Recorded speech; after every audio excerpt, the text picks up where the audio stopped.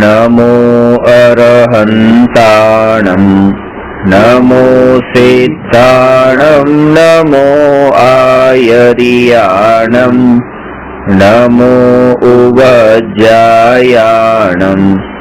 नमो लोये सव्वसाहूणम्।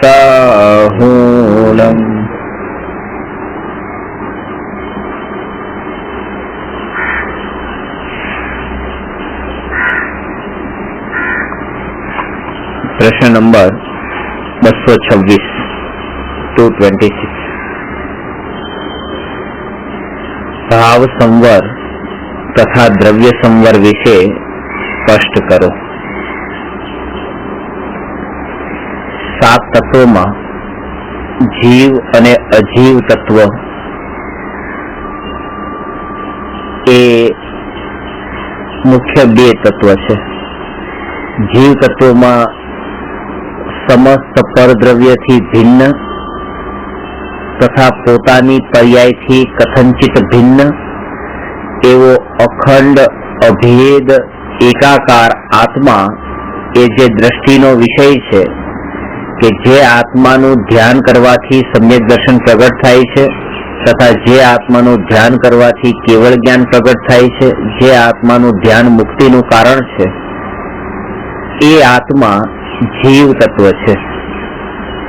वर्तमान में जे पण सिद्ध थया छे ने भविष्य में पण थशे ने भूतकाल में थया था ए जे आत्मानु ध्यान करीने थया था।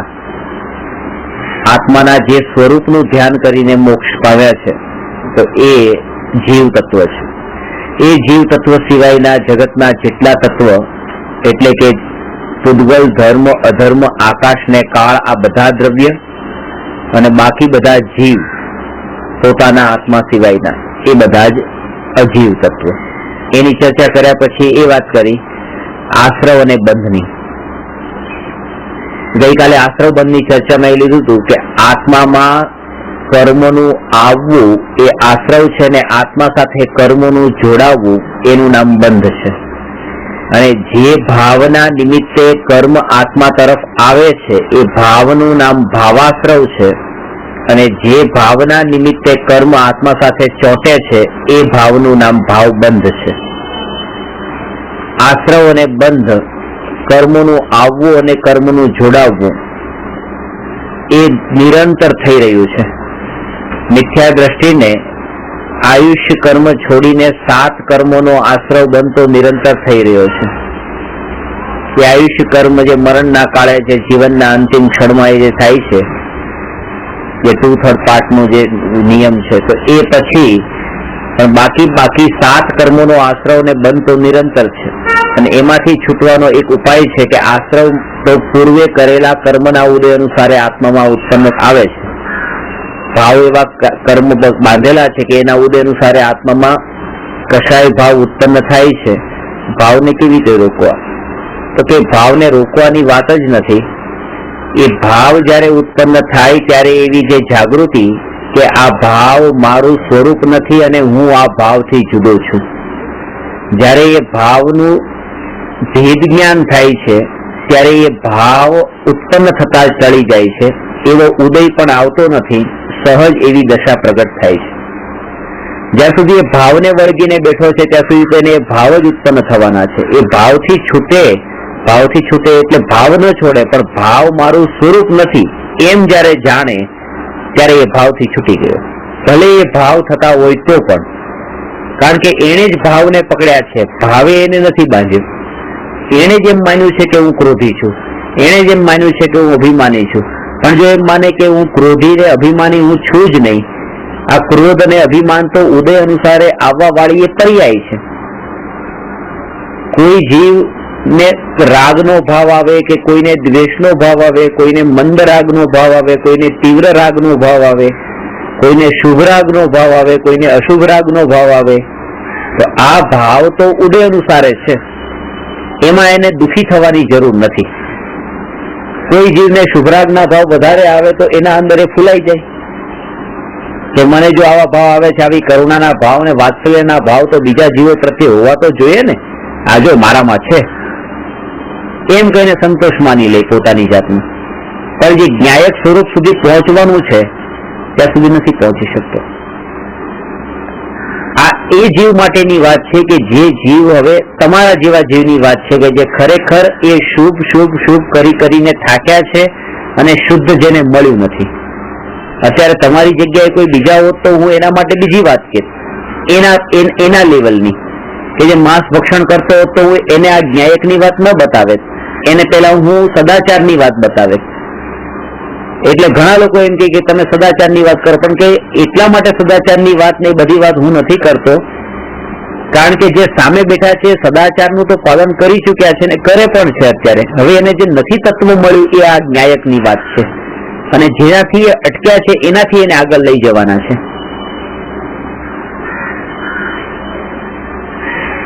1 થી 100 સુધી જવું છે. હવે 1 થી 10 સુધી અટકેલા છે, 10મા નંબર છે તો હવે મારે એને 11મા નંબર થી વાત બતાવવાની છે. હવે એ વખતે પણ હું એની સામે 1 થી વાત ચાલુ કરું તો એ પાછો એનો આયુષ્યનો હજી આયુષ્ય જેટલું નથી, આયુષ્ય પૂરું થઈ જશે 10 સુધી પહોંચીશ ત્યાં જ તો જે ખરી વાત જે કરવાની હતી આગળની એ તો રહી જ જશે. એટલે અહીંયા કહે છે કે આ જ્ઞાયકની વાત જે છે એ આશ્રવ અને બંધના ભાવ ઉત્પન્ન થાય, કોઈને થાય કોઈને ન થાય, શુભરાગ અશુભરાગ, મંદરાગ તીવ્ર રાગ, એની પણ આકુળતા ને એનો પણ ખેદ ન કરવો. એમાં પણ ઉદય અનુસારે જાણી લેવું, ને જાગૃતિ તો એ છે કે એનાથી ભેદ જ્ઞાન જે થયું એ જાગૃતિ છે. આ સ્વરૂપ મારું નથી, આ સ્વરૂપ મારું નથી. હવે કોઈ વ્યક્તિથી વસ્તુ નથી છૂટતી. હવે એક શિષ્ય મહારાજ સાહેબ પાસે જાય છે કે છે મને દાન આપવાના ભાવ જ નથી થતા. તો કે ભાવ કરો. આજે ભાવ નથી થતા અને લોભનો ભાવ છે તો થોડો ભાવ ઓછો કરો, લોભનો દાન આપી દો, જે થવાનું છે થશે ભવિષ્યમાં, એની ચિંતા નહીં કરો. તો જે ભાવ નથી થતો અત્યારે તીવ્ર લોભ છે અને મહારાજ સાહેબે હવે ઉપદેશ એવો આપ્યો કે હવે મંદ લોભ તમને થાય એવી તમે કોશિશ કરો. પણ હવે એનો આગળ ઉદય પણ એવો ન લખાયેલો હોય તો એને મંદ લોભ થવાનો જ નથી, એનું દાન આપવાનો એને ભાવ થવાનો જ નથી. એ પણ જે કહે છે કે તમે લોભને મંદ કરો એ પણ એના માટે કહે છે કે તમે ચારિત્રમાં કંઈક કરો, કારણ કે કશાઈ સંબંધી વાત છે ને.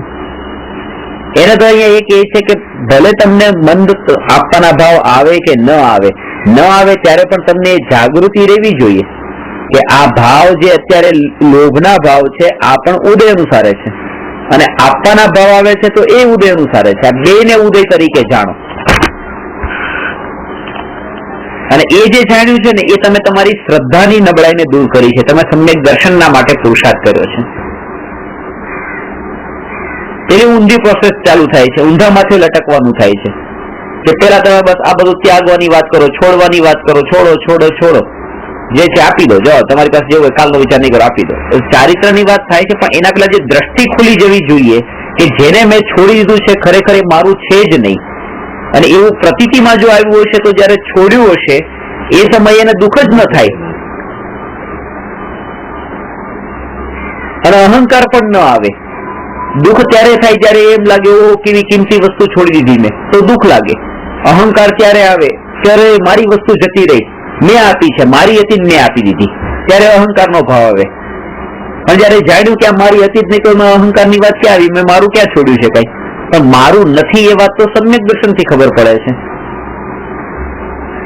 પણ નાનપણથી બચપણથી જે સંસ્કાર ગુથાઈ ગયા છે આ શુભના ને કરુણાના, દયાના, આ દાનના ને વ્રતના ને તપના ને ઉપવાસના ને ચોવિયારના ને આ બધા જ ભાવો કે જેના કારણે થઈને એને એ અંદર રૂચી ગયું છે, એને એમ ગમે છે. એનું કારણ છે કારણ કે તમને એનો ભૂખ લાગી છે અને તમને રોટલીથી તમારું પેટ ભરાઈ જાય છે અને હું તમને મીઠાઈ આપું છું. હવે મીઠાઈ ખરીદવાની તમારી પાસે તાકાત નથી એટલે તમે પછી વિચાર કે મારે ભૂખ જ મટાડવી છે ને, રોટલીથી મટી જાય, ચલો રોટલી ખાઈ લઈશ, નથી જોતી મીઠાઈ, જાવ તમારે. નાનપણથી રોટલી ખાધી છે, મીઠાઈનો સ્વાદ ચાખ્યો નથી અને મીઠાઈ ખરીદવાની તાકાત નથી. એવી રીતે એમ કહે છે કે આત્માની વાત તો અમને સમજાતી નથી, આ વાત અમને નથી અને અમને જે શાંતિ મળે છે આ દયા દાન કરીને એ અમને બહુ શાંતિ મળે છે, પેલી બધી અમારા વશની વાત નથી. એમ વિચાર કરીને એમાં જ સંતુષ્ટ થઈ જાય છે અને અટકી જાય છે. અને ખરેખર એનું પેટ ભરાતું નથી. વાત તો એ પાછું એમ કે એને ત્યાં તૃપ્તિ, એ માનેલી તૃપ્તિ છે. પછી ખરી મીઠાશ તો બીજે જ છે, રસ્તો ત્યાં છે, રસ્તો છે જ આવે. એ માની લીધું છે બસ આના અંદર મને આનંદ આવે છે. એ ક્રમ છે કે આવા જીવ માટેની આ વાત છે કે જે જીવ શુભ સુધી પહોંચ્યા છે ને હવે શુભમાં અટક્યા છે, એના માટે આ ન્યાયકની વાત છે. આ આશ્રવના ભાવ પેલા તો એને એમ જ કહેવામાં આવશે કે ભાઈ તમે આ માંસ છોડો, ત્યારે એને એમ નહીં કહેવામાં આવે કે માંસ ખાવાના જે ભાવ આવે છે તો એના ઉદયથી જુદો છો. એને એક પાત્ર તૈયાર કર્યું. હવે જયારે એનામાં પાત્રતા પ્રગટ થઈ પછી હવે એને આ વાત તો આપવી જ પડશે, બતાવવી જ પડશે. ઘણા લોકો કે આગળ જઈને મળી જ જાય, સહજ મળી જાય છે. સહજ નથી મળતી. સહજ મળી જતી હોય તો પછી કેટલાય જીવો અત્યારે આ રીતે તપનું તો પાલન કરે જ છે, દીક્ષા તો લઈ જ લીધી છે, સંયમથી જીવન જીવવા માટે કોશિશ કરે છે, પણ આત્માની વાત મળતી નથી. એના માટે પણ એ જીવના ભાવ, કસાય ભાવ એટલા મંદ પડેલા હોય ને એના અંદર સંતુષ્ટ ન થઈ ગયેલો હોય તો જ આ થાય. એમાં એને આનંદ ન માની લીધો. અત્યારે તો આનંદ લાગે છે, આનંદ આવે જ છે. કોઈ ભૂખ્યાને ખાવાનું આપીએ તો આનંદ આવે છે, નથી આવતો એમ નહીં, ગમે છે. કોઈને રસ્તો ક્રોસ કરાવી દીધો તો આનંદ આવે છે, સારું કર્યું, ચલો મેં બહુ આજે કઈ કામ બરાબર કર્યું છે. તો એ કોઈ પણ જે રાગથી ઉત્પન્ન થવા વાળા જે ભાવ ને એવી જે ક્રિયા છે, બધી ક્રિયામાં એને ગમે તો છે. અને અહીંયા કે છે કે એવી ક્રિયા જ્યાં સુધી એને ગમે છે ત્યાં સુધી એને સમ્યક દર્શન નથી થતું. એટલા માટે આ રાગનો અહીંયા જડ મૂળથી અહીંયા નિષેધ કર્યો છે કે રાગ છે એ મારું સ્વરૂપ નથી. એને એમ નહીં કે અત્યારે તો કરવા જેવો છે ને અત્યારે કરો અને પછી આગળ જઈને છોડજો. આ મારું સ્વરૂપ નથી. આ અંદરનું પરિવર્તન લાવવાની વાત છે. બહારમાં તો રાગનો ભાવ આવ્યા વગર ન રહે. એક જીવ બીજા જીવ પ્રત્યે વાત્સલ્યનો ભાવ હોય તો એવો ભાવ હોય કે જેવો મિથ્યા દ્રષ્ટિને બહારમાં ન દેખાય. એ તમને મળે તો તમને એવી રીતે હાથ જોડીને એવો પ્રફુલ્લિત ભાવથી, એવી રીતે વાત્સલ્ય ભાવથી તમારા તરફ દ્રષ્ટિ કરે, તમને મળે, ગળે લાગીને મળે. પણ એની અંતરની અહીંયા વાત છે કે આ અંતર કેવું હોય કે અંતરમાં એ રાગને પોતાનું સ્વરૂપ નથી માનતો, એ એનું અંતર હોય. હવે બહારમાં તો કઈ કમી નથી, બહારમાં તો ગળે લાગીને મળે છે. એ રાગની ક્યાં કમી છે? રાગ તો બહુ સુલભ છે. રાગ કરવો દુર્લભ નથી, ખાલી રાગથી ભેદ જ્ઞાન કરવું એ દુર્લભ છે. રાગ તો સુખરૂપ માની લીધો છે. રાગને મારું સ્વરૂપ માની લીધું છે. જે ઉત્પન્ન થાય છે, નષ્ટ થાય છે, એમાં જ હું પણ કરી દીધું છે. ક્ષણિકના અંદર જ મારાપણું માની લીધું છે. તો જેવી રીતે આ ધન વૈભવ ક્ષણિક છે ને એમાં મારાપણું કરી લીધું, એવી રીતે ત્યાં રાગ ક્ષણિક છે એમાં મારાપણું કરી લીધું. હજી ધન વૈભવ તો મારો 10 વર્ષ 20 વર્ષ 25 વર્ષ આપણી પાસે રહ્યો. આ રાગ તો એક સમય સિવાય બીજા સમયે રહેતો નથી, એક સમયની પર્યાય છે. હવે પેલો પૈસાને છોડતો નથી, પકડીને બેઠો છે 25 વર્ષથી, એ આપણને પાપી લાગે છે. અને આને છોડવાનો જે ભાવ આવી ગયો રાગનો, દાન આપવાનો, એના કારણે પોતાને મોટો માને છે. આને તો એનાથી પણ નીચું કામ કર્યું છે કે પેલા એ તો ચલો આટલી ટકવા વાળી જે હતી વસ્તુ એમાં પોતાપણું કર્યું, 25 વર્ષ વાળા અસ્તિત્વમાં પોતાપણું કર્યું. અને તો એક સમયની પર્યાય જે હતી રાગની એમાં પોતાપણું કર્યું.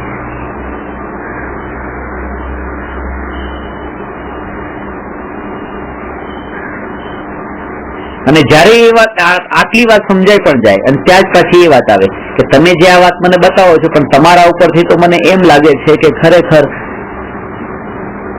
તમે પણ બરાબર કામ નથી કરતા, તમે પણ બરાબર વ્યવહારમાં નથી, તમે પણ આ નથી. ત્યારે જે કરનાર છે ને એ પછી વ્યક્તિ પાછું વચ્ચે આવી જાય છે. તમે મને આજે પ્રવચન આપતા હો ત્યારે પછી તમે આમ વાત કરતા હો ત્યારે એમ લાગે ભાઈ આમનું જીવન તો આમાં આનંદરૂપ લાગતું નથી. આ જે વાત કરે છે આવી પણ આનંદરૂપ જીવન લાગતું નથી. પણ એ મારે જોવાનું નથી, એ વાત જ જોવાની છે કે એ વાત કેવી છે. કારણ કે તમે માનીને જયારે સાંભળ્યું છે કે આ એ વ્યક્તિની વાત છે ત્યારે પછી બધી ભૂલ કરી છે. જયારે એમ જાણ્યું કે આ તો એને એના ઘરની વાત તમે માની લીધી કે એના ઘરમાંથી લઈને આવ્યો છે એટલા માટે તમને આ વાત જજતી નથી. જયારે જાણ્યું કે આ સર્વજ્ઞ ભગવાન પ્રરૂપિત વાત છે ત્યારે વ્યક્તિ તમને દેખાતો જ નથી. એનાથી મતલબ શું છે? કોઈ પોસ્ટમેન આવીને તમને 1 લાખ રૂપિયાનો ડિમાન્ડ ડ્રાફ્ટ લઈને આવે અને તમારા હાથમાં એ આવ્યો છે, એ ડિમાન્ડ ડ્રાફ્ટ આવ્યો છે ત્યારે તમારી તો દ્રષ્ટિ ડ્રાફ્ટ ઉપર જ છે કે ચલો 1 લાખ રૂપિયાનો ડ્રાફ્ટ આવી ગયો. એ પોસ્ટમેન ના કપડા ને પોસ્ટમેન નું જીવન ચારિત્ર ને પોસ્ટમેન કેવો છે મારે શું લાગે વળગે? મને જે વસ્તુ આવી ગઈ બસ એ વસ્તુ મારે પકડવાની છે. ત્યાં 1 લાખ રૂપિયાની મારી પાસે લઈને આવે છે, એની પાસે તો રૂપિયો નથી, એ મારે નથી જોવાનું, એની પાસે રૂપિયો નથી. આ વસ્તુને જ જોવાની છે. આ વસ્તુમાં તો છે ને દમ, ભલે એનામાં દમ ન હોય, એને શું આપ્યું એ જોવાનું.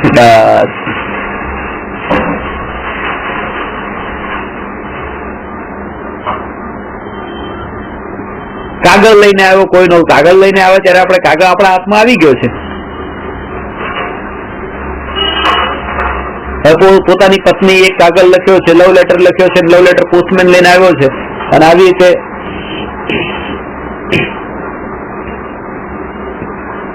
હાથમાં આવ્યો, વાંચ્યો. જયારે વાંચે છે દેખાતું નથી,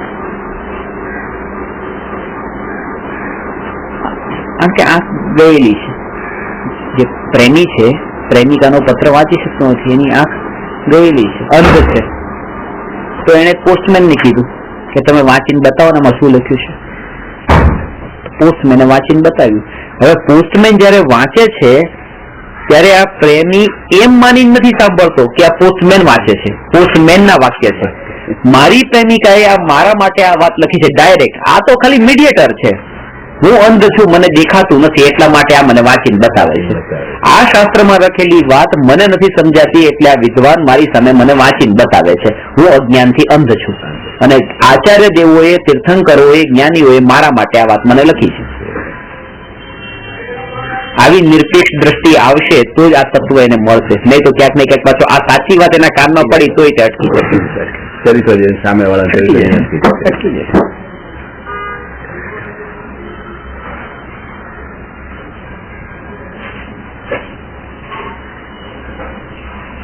આમ ભાવ આશ્રવ અને બંધ આશ્રવ જે છે, ભાવાશ્રવ અને દ્રવ્યાશ્રવ,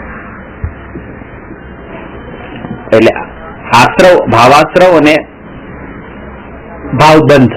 હા, ભાવબંધ બંને. ભાવ આશ્રવ, આશ્રવ અને ભાવબંધ. ભાવોનું ઉત્પન્ન થવું એ ભાવાશ્રવ અને ભાવોના અંદર જોડાણ થવું એ ભાવબંધ. એનાથી પછી કર્મ છો, એનાથી ચોંટે છે. ભાવબંધ જે છે એ ચોંટવાનું ખરું કારણ કે જે ઉત્પન્ન થયા એ તો ઉદય અનુસાર થયા. એમાં જોડાણ કરવાનો મતલબ એ કે આ મને થયા, બસ એનું નામ જોડાણ. અને એમ માન્યું કે આ ઉદય અનુસાર થયા છે, આમાં હું નથી ક્યાંય, એનું નામ જોડાણ ન કર્યું. અનાદિકાળથી એક સમય પણ એવો આવ્યો નથી કે જયારે એને એવું અનુભવ્યું હોય કે આ મને નથી થયા, ઉદય અનુસાર છે, એટલા માટે જ આ પરિભ્રમણ છે.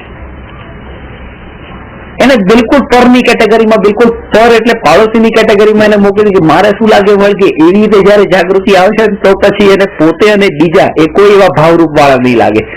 તો પછી મને તમે પણ એવા નહીં લાગો કે તમે આવું કેમ કરો છો, કારણ કે મને ખબર છે, કારણ કે તમે નથી કરતા, તમારા ઉદય જ એવા છે.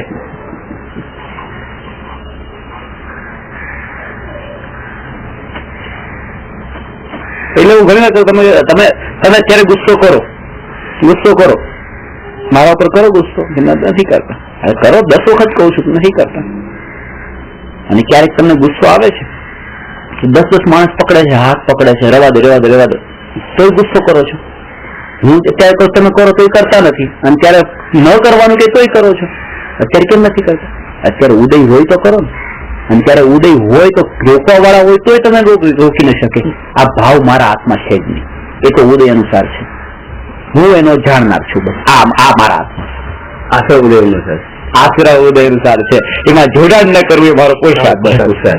પુરુષાર્થ ની કાલે વાત થઈ, પુરુષાર્થ આ જ ખરો પુરુષાર્થ. બાકી પુરુષાર્થ આપણે આ પુરુષાર્થ જયારે થાય છે ને ત્યારે સમ્યક દર્શન પ્રગટ થાય છે, ધર્મની શરૂઆત થાય છે. એના વગર ધર્મની શરૂઆત નથી. પુરુષાર્થ નું આપણે અર્ગતન જુદું થઈ જાય છે. આપણે જે પુરુષાર્થ સમજીએ છીએ, આપણે પુરુષાર્થ તમે સમજાય છે ના. હવે એમ કે આ જે સ્ટાર્ટિંગમાં આપણે પુરુષાર્થ એટલે મહેનત કરવી, મહેનત અને કઈક કરવાનું નામ પુરુષાર્થ, કઈ નહીં કરવાનું, બધા આમાં જોડાણ ઉપર નહીં કરવાનું, આત્મામાં જોડાણ કરવાનું કામ પુરુષાર્થ. બીજામાં ભાવોમાં જોડાણ નહીં કરવું, બસ આત્મામાં જોડાણ કરવાનું, ભાવોમાં ન કરવાનું.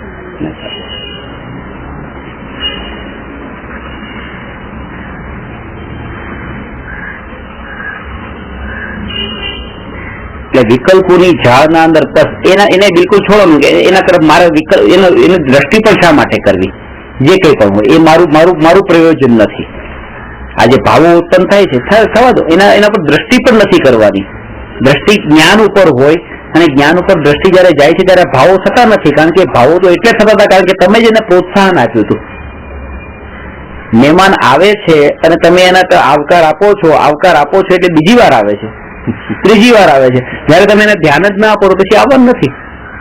જયારે ક્રોધ ઉપર દ્રષ્ટિ ન ગઈ ત્યારે ક્રોધ આવશે જ નહીં. પછી તો દ્રષ્ટિ જાય છે એટલે ક્રોધ વારંવાર આવે છે. અને અહીંયા મળે એટલે અને અહીંયા વારંવાર એમ કે તમે ક્રોધ આવે ને ક્રોધને જાણો, આ ક્રોધ ક્રોધ ક્રોધ ક્રોધ. અરે ક્રોધને જાણો નહીં, જ્ઞાન સ્વભાવને જાણો. ક્રોધને તો છોડી જ દો. એને જાણવો શા માટે? મારે જયારે બધા જે કઈ આવે છે ધન વૈભવ જે કઈ બધું આવે છે બસ એને જાણો, આવે છે જાય છે એને જાણો. અરે ભાઈ જયારે મારું સ્વરૂપ નથી તો હું એને પણ શા માટે જાણું? હું મારા જ્ઞાન સ્વરૂપને જાણું. હજી જાણવાનો પણ એને પાછો રસ છે ને, પાછો એને જાણો. આ સેકન્ડ સ્ટેપ છે. પેલા સંયોગોને જાણો, પછી ત્યાં સુધી આવી ગયા, પછી જાણનારને પણ છોડો, પછી એને પણ છોડી, પછી જાણનારાને જાણો. જે તો આપણે વાત કરી સ્ટેપ છે, 1 2 3 સ્ટેપ એવી રીતે સ્ટેપ બાય સ્ટેપ. એના વિકલ્પોના અંદર જોડાવ નહીં એ અપ્રયોજનભૂત થઈ ગયું છે, કારણ કે તમારા માટે એમાં જોડાવાથી કોઈ ફરક નથી પડવાનો. વિકલ્પો 3 ડોક્ટર છે, 3 ડોક્ટર માંથી પહેલો ડોક્ટર કે છે દૂરથી એક વ્યક્તિ આવતો તો લંગડાતો આવતો હતો. એટલે આ ડોક્ટરે કીધું, પહેલા ડોક્ટરે કે બસ હું વધારે જાણકાર છું એટલે દૂરથી આવે છે તો પણ બતાવી દઉં કે એને ક્યાં શું દુખાવો છે. એની ઘૂંટણ જે છે ને એ ઘૂંટણનું હાડકું તૂટી ગયું છે, એટલે આ લંગડાતો ચાલે. તો કે ઘૂંટણમાં વાંધો નથી, એની પિંડીનું જે હાડકું છે એ તૂટી ગયું છે, એની ચાલ ઉપરથી ખબર પડે છે. અને ત્રીજો કે ના, એની પિંડીનું હાડકું પણ નથી તૂટ્યું, ઘૂંટણનું પણ નથી, એના મસલ ખેંચાઈ ગયા છે, એટલા માટે આ રીતે ચાલે છે. ત્રણેય વિકલ્પોના અંદર કેટલી વિકલ્પો કહે, કેટલા વિકલ્પો રહે. પેલો નજીક આવી ગયો, આવીને પૂછ્યું ભાઈ તને શું તૂટ્યું છે? ઘૂંટણનું હાડકું તૂટ્યું છે, પિંડીનું હાડકું તૂટ્યું છે, કે પછી મસલ પુલ થઈ ખેંચાઈ ગયા છે? કે ના કઈ નથી, મારા ચંપલની પટ્ટી તૂટી ગઈ છે. આ જે 3 કરે છે આ બધા વિકલ્પો ખોટા. કે મારે શું લાગે કે એનું આ તૂટ્યું છે, એનું કઈ કારણ બીજું જ હોય. હવે આપણે એ જ કારણ માની છે કે આ રાગ આવો થયો, આવો કેમ થયો, આમ થવો જોઈએ, એનું કારણ એ નથી, એનું કારણ કઈક બીજું છે, એનું કારણ ઉદય છે. જે કારણ છે સાચું એ તો દેખાતું જ નથી. આ વિકલ્પો કરીએ છે. તમારા કારણે ક્રોધ આવ્યો છે, મારી મહેનત ના કરી એટલે ક્રોધ આવ્યો છે, ત્યાં વહેલું કામ થયું એટલે મોડું આવે છે, મોડું થયું એટલે ક્રોધ આવ્યો છે? નહીં, ઉદય અનુસાર આવ્યો છે, કોઈ જાણતું નથી. એ જો જાણી લે તો એનો અકર્તા થઈ જાય. ત્યાં તો એ થઈ જાય સામે કે ભાઈ આનું નથી તો મારું નથી, તો આનું જોર ચાલતો નથી, મારું ચાલતું તો શું કરવા પછી આમાં ભરો છે? જોર કોઈ ચાલતું નથી. ખરેખર એકદમ આમ જોવા જવું તો સરળ વસ્તુ છે. કેટલું મગજ ખપાવવું પડે, આ કોના કારણે છે? તો જયારે ઉદય પર છોડી દીધું ત્યારે જ એ બિલકુલ અંદર જવાનું જ સંતોષ નથી થતું ને. એ કોને કારણે? કારણ શોધવાનું જ નથી. અંદર જાવ એટલે મોટું દુઃખ છે. કારણ શોધીએ એટલે દુઃખ થાય, કારણ જ ના શોધીએ તો ક્યાં દુઃખ થાય? કારણ શોધવાનું કારણ ખબર હોય ને કે ભાઈ આ ઉદય અનુસાર છે. કારણ શોધવામાં પણ સમયની જ બરબાદી છે, કારણ કે જાણ્યું કે જયારે એ ઉદય અનુસાર છે, મારું સ્વરૂપ નથી, તો હજી વધારે ડિટેલમાં જઈ જઈને હજી એને રસ, હજી અંદર જવાનો રસ છે વધારે. અને લાગે છે કે બધા પોતપોતાની રીતે સાચા છે. તમે આ રીતે મહેનત કરો તો તમે સાચા છો, એની રીતે સાચા છે, બધા પોતાની રીતે સાચા છે. એકાંત માર્ગ થોડો છે, તો અનેકાંત છે ને, આમાં અનેકાંત ઘટિત કરે, આમાં એકાંત છે, અને આ જગતમાં એકાંત ઘટિત કરે. પરિગ્રહ સાથે મોક્ષ થાય કે પરિગ્રહ વિના મોક્ષ થાય, કે બંનેથી થાય. પરિગ્રહ હોય તો કઈ છોડવો જરૂરી નથી, છોડી દે તો પણ ઠીક છે. એનું નામ તો અનેકાંતવાદ. બંને સાધુ હોય, પરિગ્રહ વાળા સાધુ સાધુ, પરિગ્રહ વિનાના સાધુ સાધુ. આ અનેકાંતવાદ છે.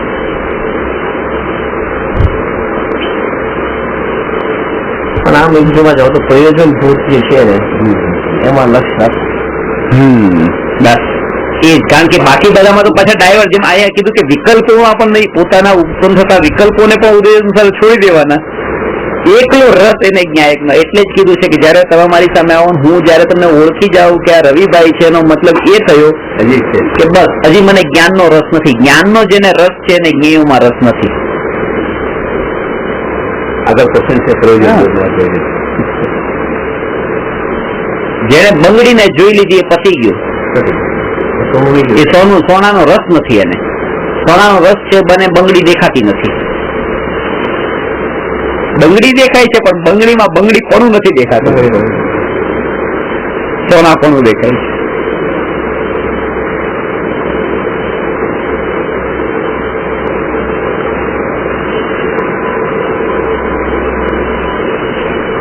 આ તો કઈ વાતો થઈ ગઈ, વાતો કરી. પ્રેક્ટિકલ શું કર્યું? કરવાની જ વાત હોય છે ને, એટલા માટે કરવું કઈક. અહીંથી હવે દેરાસર જવું, ઉપાશ્રય જવું, ને આ જવું, ને બોલવું, ને સાંભળવું, ને બધું એ બધું આમાં કર્યું શું? એટલા માટે પાછો આટલું સાંભળી લીધા પછી પણ અંદરમાં કરવા વાળી જે વૃત્તિ છે એના કારણે થઈને પાછો આનો અસ્વીકાર કરી દે છે. અત્યારે તો આ જ કરીએ, પછી આગળ જઈને આ ખબર પડી ગઈ છે આગળ જઈને શું કરવાનું છે.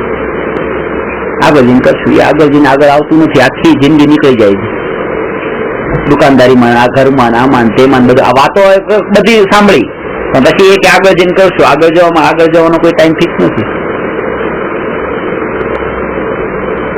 કારણ કે આખી મરણના કાળે પણ એ જ વિકલ્પ આવશે જે આખી જિંદગી કર્યું છે. આખી જિંદગી દુકાનદારી કરી ને તો મરણના કાળે દુકાનદારીના જ વિચાર આવશે. એ ભલે એ કોઈ એવો અપવાદ હોય કે છેલ્લી ઘડી એવો પામે, પણ એ અપવાદ એને જીવનમાં અપનાવવા યોગ્ય નથી. એના એ કહે પૂર્વ ભવના કેટલાય સંસ્કાર હોય ત્યારે છેલ્લી ઘડીએ પામે છે. છેલ્લી ઘડીનું મહત્વ એ આયુષ્યના બંધ ને ભવિષ્યની ગતિ ને બધું છે છેલ્લે કીધું ને. એટલે એવું છે કે છેલ્લી ઘડીએ આયુષ્યનું બંધ ન પડ્યો હોય તો પડી શકે. બંધ પડ્યો હોય તો છેલ્લી ઘડીનો કઈ અર્થ એટલો હજી અંતર છે કે અહીંથી મરીને માનો આયુષ્યનો બંધ પડ્યો, ભલે કોઈ પણ ગતિમાં જશે, પણ એ અહીંયા એને મનુષ્યપણું જે ઉત્તમ કુળ મળ્યો છે એનો સદુપયોગ કરી દે. થોડો ટાઈમ એની પાસે છે.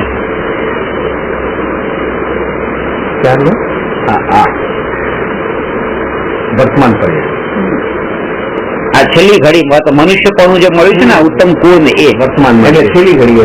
અને ખરેખર તો છેલ્લી ઘડી એ વાંચવા ને સમજવા ને સાંભળવા માટે હોતી જ નથી. મને મારા મગજમાં ઘણા વખત મને એ તો અંદરમાં સ્થિર થવા માટે એ વખતે તો એટલી શાંત. આ પરીક્ષાના અંદર પર જે છે ને પ્રોફેસર જે મોટા મોટા એમ જ કે તમે જે વાંચ્યું હોય એક્ઝામમાં હોલમાં, તમે જયારે પરીક્ષાના તમે આવવાના હો એના તમે 2 કલાક પહેલા તો વાંચો જ નહીં. જે લોકો એક્ઝામ બેસા હોય તો હોલમાં બેસી ગયા તો આમ થોડું વાંચીને આમ પછી મૂકીને પાછું જોઈ લો તો 2 કલાક ત્યાં તમારું માઇન્ડ બિલકુલ તો સ્થિર કરી દો બસ. ત્યાર પછી આખી પણ જેને આખું વર્ષ ન વાંચ્યું એ જ છેલ્લી ઘડી આવા કરતા હોય પછી ચોપડી ખરેખર તો મને એ જ સમજાવવું હતું કે છેલ્લી ઘડી લોકો આટલું મહત્વ આપે છે જ્યાંથી પેલી આપણે જો કરીએ બાજુવાળા જ કરતા હોય. છેલ્લી ઘડી બાજુવાળા જ કરતા, આપણે ક્યાં કરે. આખી જિંદગીના જે વિચારો છે ને એને એક ભાઈ છે ને એ મરણ પથારી ઉપર પડ્યા ને મરણ પથારી ઉપર એમ કે આખી જિંદગી દુકાનદારી ને બધું એ જ સંભાળેલું. પત્ની સામે ઉભી છે ને પત્ની સામે જોવે છે બસ હવે જવાનો ટાઈમ થઈ ગયો છે કે ત્યાં છોકરો યાદ આવે છે. એ ક્યાં છે કે આપણો નાનો છોકરો? નાનો છોકરો આ કે પગ આગળ જ છે તમારા, જોવું કે પગ આગળ જ. હા તો કે વચેટ ક્યાં છે? કે હાથ આગળ જ છે, આ જો તમારી બાજુમાં જ છે, તમારા હાથ દબાવે છે ને એ જોયું. અને કે મોટો એ તમારા માથા પર છે, આ જો માથું દબાવે છે. દુકાને કોણ છે? એને આવી ગયો દુકાને કોણ? એ રીતે જ મરી જાય છે, મરીને અધોગતિ થાય છે. એનું કારણ એ જ છે આખી જિંદગી છેલ્લી ઘડીએ કરેલી છે, છેલ્લી ઘડીએ નથી કરી. છેલ્લી ઘડીએ તો એની પોતાની અંતરની જાગૃતિ એવી હોય.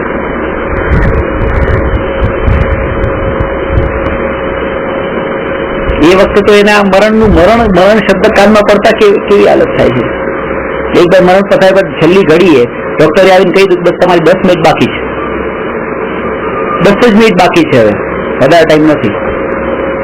ઉભા થઈ ગયા પથારીમાં. બધા ઘરના લોકો લડી ગયા કે આ શું કરો છો, કે હવે છેલ્લી ઘડી બાકી છે, 10 મિનિટ બાકી છે. ચંપલ કર્યા કે ક્યાં જાઓ છો, કે બસ હું 40 સ્મશાન જઈશ. આખી જિંદગી બધાને બહુ કષ્ટ આપ્યું, હવે છેલ્લી ઘડીએ મારે કોઈ નથી આપવું, મારી એટલી જાગૃતિ છે, હું 40 સ્મશાન જઈશ, 10 મિનિટ છે ને પહોંચી જઈશ.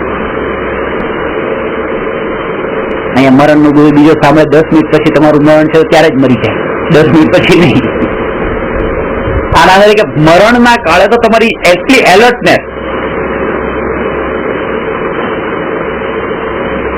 આવી જાગૃતિ જેને હોય એને જ હોય ખરેખર, કે જેને અંદરમાં પોતાને ન્યાયક આત્મા માન્યો હોય, પોતાની લક્ષ્ય મળતો હોય, જીવવાના લક્ષ્ય જ મળતો હોય.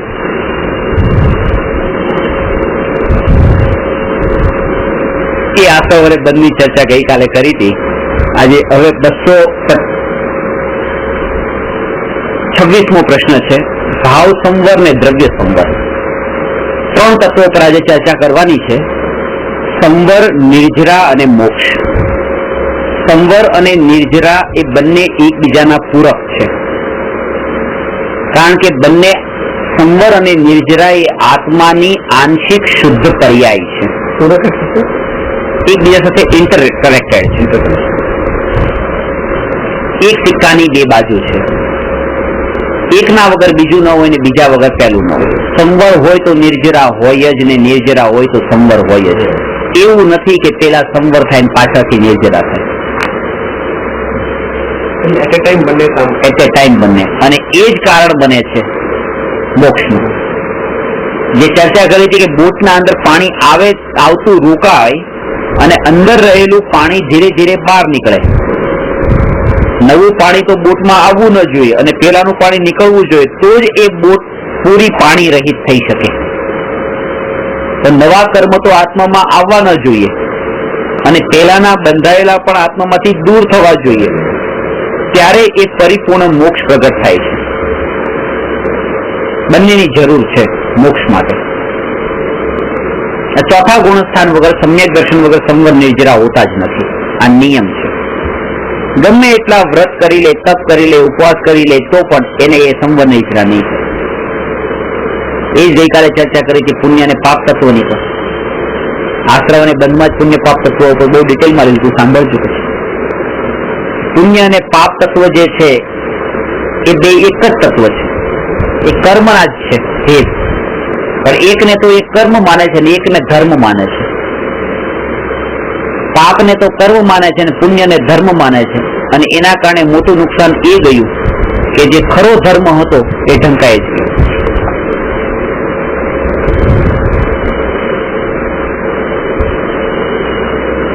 જયારે પાપને અને પુણ્યને બંનેને અશુદ્ધ જાણે ત્યારે એ શુદ્ધને પામે છે.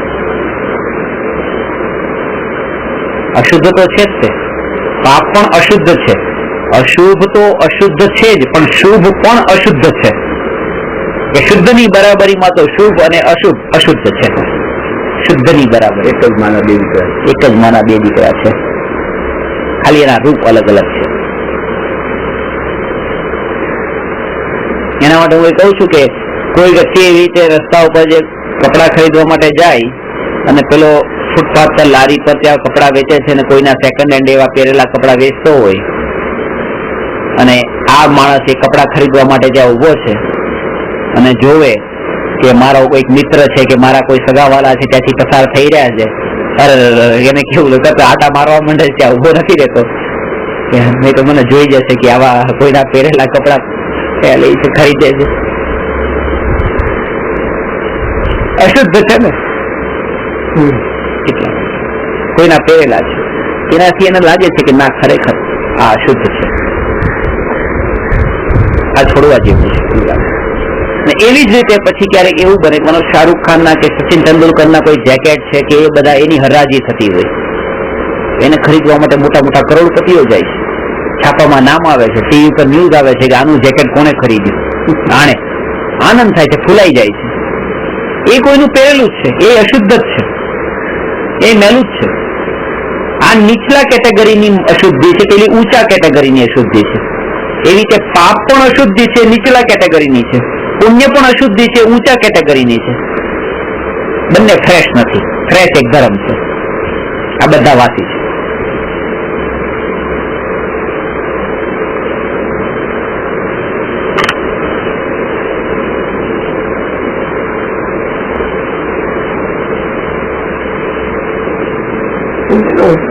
પુણ્યનો જયારે ઉદય થાય, આપણે પુણ્યનો ઉદય થયો અને આ વાત સાંભળી એ શું? પુણ્યનો ઉદય થયો ને આ વાત સાંભળી તો સંસ્કાર એના દ્રઢ થયા. જે પૂર્વે આ વાત સાંભળવા માટેના જે એને ભાવ આવ્યા એ હજી વધારે દ્રઢ થઈ રહ્યા છે. એનો નિર્ણય દ્રઢ થઈ રહ્યો છે કે આ જ કરવા યોગ્ય છે. આ પુણ્ય તો ખર્ચાઈ ગયું. નવું પુણ્ય બંધાઈ રહ્યું છે. નવું પુણ્ય બંધાઈ રહ્યું છે. એ ઊંચા પ્રકારનું. હા, એ ઊંચા પ્રકારનું. આવા જ પુણ્યના ફળમાં ક્યારેક સદગુરુનો યોગ પણ થઈ જાય, ભાવલિંગી સંતોનો યોગ થઈ જાય. એ જ છે કે એક જગ્યાએ મેં લખ્યું છે કે બીડી પીવા વાળાનો સંયોગ થઈ જાય, યોગ મળી જ જાય છે. દારૂના દારૂડિયાનું મળી જાય છે. ક્રિયાકાંડ કરવાને ક્રિયાકાંડ વાળા મળી જાય છે. એને આત્માની વાત વાળા મળે પણ તો એનાથી દૂર ભાગી જાય છે. અને જેને આત્માની વાત સાંભળવી એને ક્રિયાકાંડ વાળા પાસે ગમે નહીં, એને આત્માની જ વાત ગમે, એ મળી જાય છે. આ સહજ યોગ થાય છે.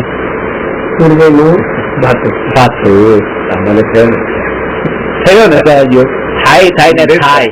અરે એવા જ લોકો ગુરુદેવની પાસે આવ્યા છે સોનગઢમાં, અને ક્યાંથી જિંદગીમાં સાંભળ્યું ન હોય. અમે લોકો વિચાર કરતા હતા, હું સિસ્ટર આજે જગતકુમારને અમે એક પ્રશ્ન કર્યો કે આ શ્રીમદ રાયચંદનું ધર્મ 100 વર્ષથી છે, તો આ 100 વર્ષથી આપણે ક્યારે સાંભળ્યું નથી, એટલે આપણે બાપ દાદાએ કોઈ સાંભળ્યું નથી, આપણે પણ સાંભળ્યું નથી, એટલે આ આટલા વખતથી ક્યાં હતું? અને જયારે અમે લોકો એન્ટર થયા એટલે થોડો રસ લાગ્યો, એટલે દેખાડું કે આમાં તો ઘણી મોટી દુનિયા છે. કેટલા લોકો છે આપણે નથી, એટલે આપણને એમ લાગતું કે મળ્યું નથી કોઈને. સાચી ખરી વાત છે. બેન ગઈકાલે આવવાના હતા, ગઈકાલે મારું કેન્સલ થયું એટલે વસ્તુપાલ કેન્સલ કર્યું. વસ્તુપાલ તો છે આવતીકાલે એ ગઈકાલે આવવાના હતા પણ મારું કેન્સલ થયું એટલે આજે એમનું કોઈક મીટિંગ છે અને કાલે સોનોગ્રાફી ને બધું કામ છે.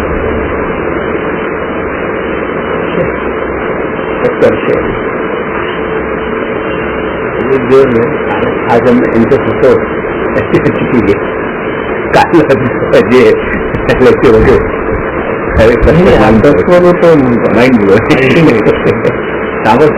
પુણ્ય પાપના ઉપર જે પુણ્ય પાપ ખરેખર કેવી વાત આપણને મળી છે. ખરેખર આ વાત કોઈને કેવી રીતે પડે ને કાનમાં કે આ ખબર ન પડે કે ભાઈ અરે આ કોઈ તરસ્યો માણસ છે, તમે એને પાણીનો ગ્લાસ આપ્યો ને કે આ મોટો અધર્મ કર્યો.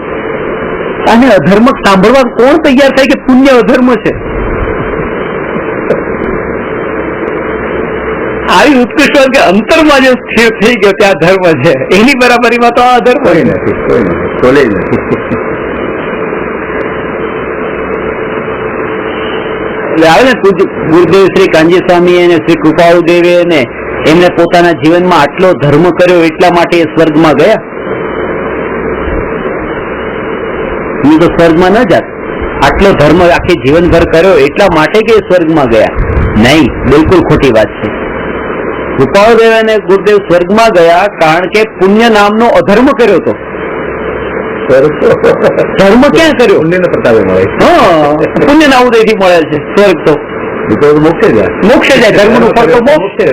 આ ધર્મનું ફળ નથી મળ્યું, આ પુણ્યનું ફળ મળ્યું છે. એટલે પુણ્ય અને પાપ એ અધર્મ છે, ધર્મની બરાબરીમાં. સ્વર્ગમાં છે? હા, દેવલોકમાં છે. કાનજી સ્વામી દેવલોકમાં છે. કૃપાળુદેવ, હા, એ તો એક અવતારી છે ને, આવતા ભાવ મોક્ષી જશે. નહીં પણ દેવલોક થી મોક્ષ થશે, દેવલોક થી મનુષ્ય થશે ને એટલે એક ભાવ પછી હજી. તો મારી ક્ષેત્ર ના ના દેવલોક સમ્યક દ્રષ્ટિ જેવું તો અહીંથી મહાવીર ક્ષેત્ર જન્મે જ નહીં. નહીં ગમે ના સીધા ઊંચા ડેવલપમાં જાય, ઊંચા દેવલોક ગ્રેડ ઉપર ઉત્તરમાં. તો અહીંયાથી માનવીય ક્ષેત્ર છે જ ને, છે. એ તો આપણે પેલી વાત કરી ને 123 જીવ જાય છે. માનવીય ક્ષેત્ર એ ક્યાં જીવ જાય? તમારા મારા જેવા જ એટલે એટલે આપણા જેવા જ જઈ શકે. નહીં પામેલા, હા નહીં નહીં પામેલા ને પછી ત્યાં આરાધન કરે.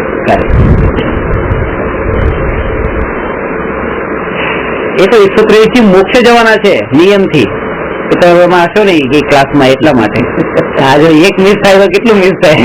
એટલે આ તો આપણે કરેલું છે, થઈ ગયું છે.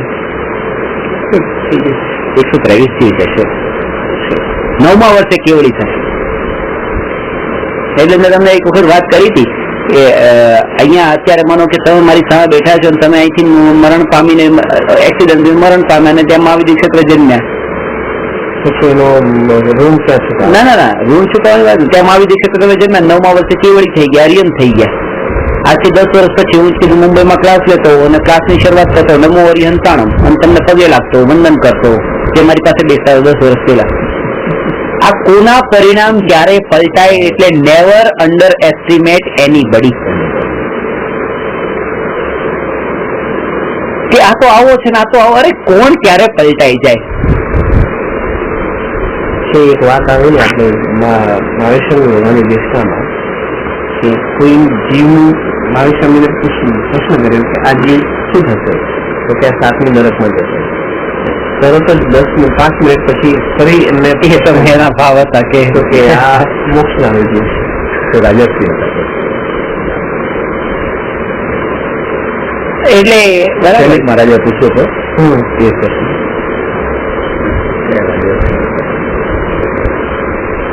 ખબર નહીં પડે કોઈની, કોઈ આપણે આ તો વસ્તુ થઈ જ રહી છે.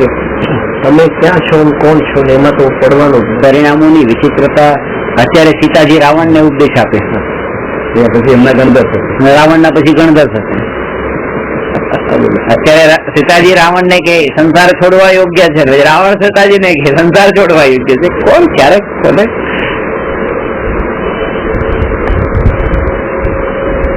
આ આત્માની શક્તિનો વિચાર કરે તો એને આ ભાવ પણ ના, પછી એના પર દ્રષ્ટિ પણ ટળી જાય કે આ કેવું કરી રહ્યા છે, આ કેવું કરી રહ્યા છે. દ્રષ્ટિ પછી પરમાં ગઈને ખબર પડે આ મારી નબળાઈ છે, આ નહીં મારે જોવાની જરૂર નથી, મારું આ કામ નતું, હું અહીંયા આના માટે નથી અવતાર લીધો કે હું બીજાને જજ કરું.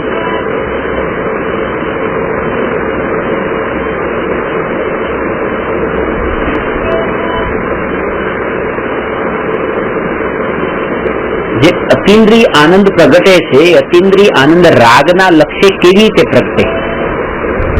હજી દ્રષ્ટિ રાગ ઉપર જ હોય, પુણ્ય ઉપર જ દ્રષ્ટિ હોય તો અતિન્દ્રિય આનંદ પ્રગટે જ નહીં. એ રાગનો જ આનંદ લે, રાગનો જ આનંદ લે.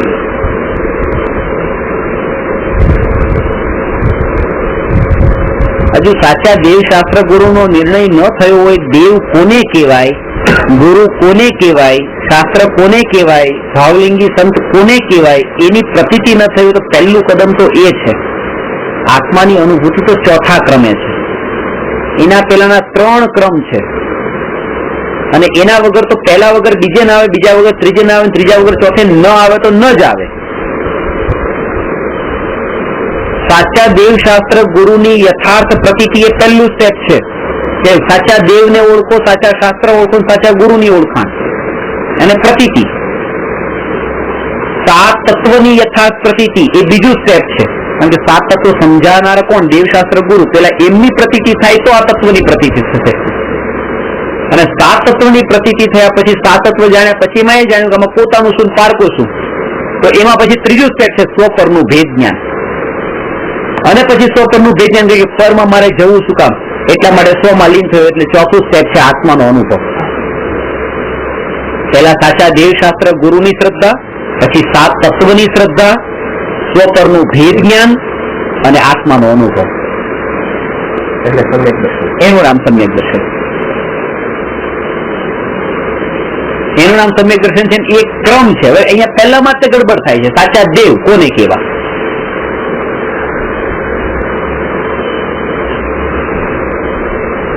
એ જ ખબર છે. દેવ સાચા દેવ કોને કહેવા? રાગી વિતરાગીનો ભેદ જ માલુમ નથી. બધા દેવ બધા જ પૂજવા યોગ્ય. સ્વર્ગના દેવે દેવ ને, મોક્ષના દેવે દેવ ને, રાગી દેવ ને, વિતરાગી દેવ, પરિગ્રહી પણ દેવ ને, અપરિગ્રહી પણ દેવ ને, બધું જ ચાલે. પરિગ્રહી પણ ગુરુ ને, અપરિગ્રહી પણ ગુરુ. અહીંયા એનો હવે આના ઉપર તમને સમજાવવું જોઈએ કે જયારે સાધુનું સ્વરૂપ બતાવતા હોઈએ કે સાધુ નિર્ગ્રંથ જ હોય, સાધુ સંસ્થાની પ્રયોજનમાં પડે જ નહીં, સાધુ આવા જોઈએ, સાધુ આવા જોઈએ, જયારે બતાવવામાં આવે છે ત્યારે એમાં એક ટકો પણ એવો ભાવ નથી કે આ બધાની હવે ટીકા નિંદા ચાલુ કરીને બધાને આપણે ઉઘાડા પાડી દઈએ. અત્યારે જે મહારાજ સાહેબ છે એમને ઉઘાડા પાડી, એને અમારું લુકઆઉટ જ નથી. ખાલી એટલી જ વાત છે કે ભાઈ સાચી અને ખોટી નોટ બેંકના અંદર એ પણ મૂકવામાં આવે છે. સાચી નોટ આવી હોય ને આ સિવાય બધી ખોટી નિશાન માર્કિંગ કરીને બતાવવામાં આવે છે. તો એ માર્કિંગ કરીને બતાવ્યું છે ત્યારે ખોટી નોટ ઉપર ત્યાં દ્વેષ ઉભો નથી કરાવવા માંગતા કે તમે ચાલો ખોટી નોટ ઉપર દ્વેષ ઉભો કરો. ખાલી જાગૃતિ રાખો કે બસ આ સાચી છે, આ ખોટી છે. તમારા ખિસ્સામાં ક્યારેય ન આવી જાય, ફસાઈ ન જાય.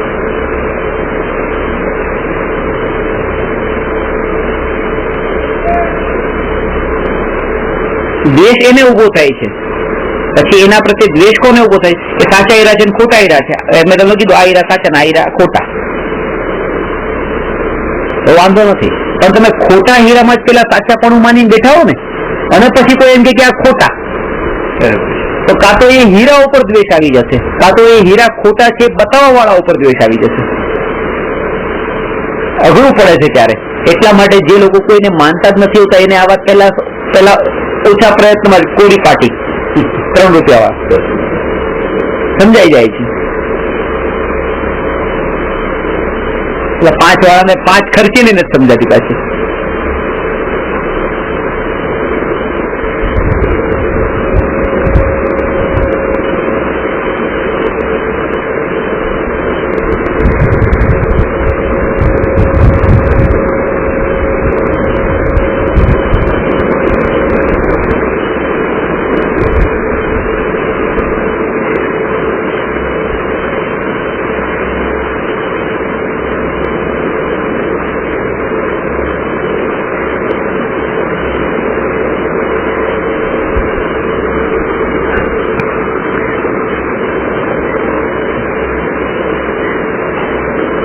સાધુના વિરુદ્ધ તમે મોરચો કાઢો કે સાધુના વિરુદ્ધ તમે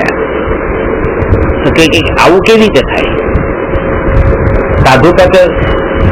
સાધુની તો નિંદા ટીકા કરી જ નથી ક્યાંય.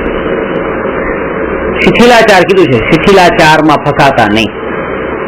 શિથિલાચાર શબ્દ વાપર્યો છે, એમાંથી બચાવ્યા છે. તમે ક્યાંય જ્ઞાન, તમે જેને સાધુ તરીકે માન્યા, તમે ત્યાં જ્ઞાન તમારું નામ પૂછી લીધું ને, પતી ગયું. ત્યાં શું પ્રયોજન છે નામ જાણી?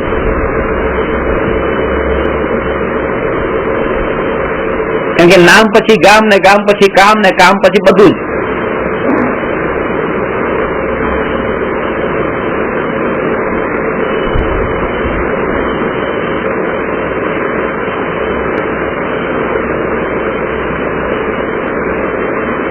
કોઈ સાધારણ ગ્રહ પણ જેટલો ઉત્કંઠાને આતુરતાથી સામે ન જોવે ને એવી રીતે જોવે. મારા સર પાસે જાઓ ને એમ એવી રીતે આ ઉત્કંઠાને આતુરતાથી જોવે. ક્યાંથી આવ્યા? હા, એવું ક્યાંથી આવ્યા? મને કેમ નથી પૂછતા? હા, મને ઓળખે છે એટલે બાજુ બધા લોકોમાં આ તો સંસાર. આ કાળમાં આ ભૂમિ પર આમ હોય, પણ ખાલી જાગૃતિ રાખવાની. આ સ્વરૂપમાં ફસાવાનું નથી આપણે. કારણ કે એ જાણીને પાછું અહીંયા મારે આ જાણીને આમાં ફસાવાનું નથી એટલે ચલો નહીં ફસાણા. પછી કે પછી આમાં અટકવાનું નથી. આ તો પેલું કદમ હતું, પછી બીજામાં જવાનું છે, પછી ત્રીજામાં જવાનું છે. આ તો સ્ટેપ્સ છે બધા. ખરેખર સ્ટેપ છે આ. એકદમ નહીં આવે આ વસ્તુ. એકદમ આટલા કાળથી આપણે આમ દોરો વિચાર્યો છે ને, પેલો આખો ખોલો ને પછી તમે પાછું સીધો એટલે કાળ જવાનો જ છે, ટાઈમ જવાનો જ છે. પણ આ જ વિધિથી જો કરશે તો જ પાછું થશે. પછી એ ટાઈમ ના અંદર પાછું અનાદિકાળનું છે, પાછું થોડું પાછું પાણી પાવતો રહે એ માન્યતાને પણ તો ગડબડ થઈ જાય. તો પાછી ગડબડ થઈ જાય. એ પુશ થઈ જાય, ઝાડ મોટું થઈ જાય પછી ત્યાં. હા હા હા.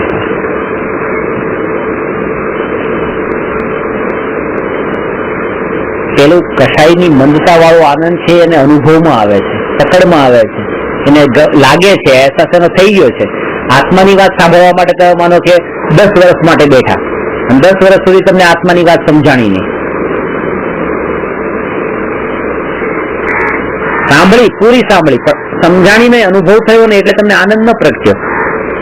અને પછી તમારા કોઈ મિત્રે કીધું ચાલો હું તમને એક જગ્યાએ પ્રવચન સાંભળવા લઈ જાઉં, ત્યાં બતાવ્યું કે સંભોગથી સમાધિ કેવી રીતે થાય, અને તમે સાંભળ્યું, તમે પછી એનું પ્રેક્ટિકલ કર્યું, તમને આનંદ આવી ગયો. ખરેખર તમને કીધું આ 10 વર્ષ કર્યું તો આનંદ ના આવ્યો, અહીંયા આનંદ તો આવ્યો ને, થોડોક તો આવ્યો ને, આગળ જઈને વધારે આવશે. જે અનુભવાયું ને એટલા માટે પછી એને છોડી જ દીધું, એને ખોટું કહી દીધું, એના કરતા જો આ બેટર છે.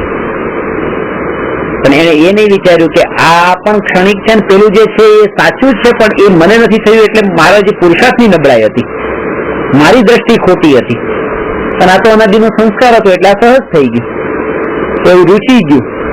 અને કસાઈ એવો તીવ્ર છે કે પેલું જે સાચું હતું એને ખોટું કેવા તૈયાર થઈ ગયો, આવી તીવ્રતાના કારણે કસાઈની.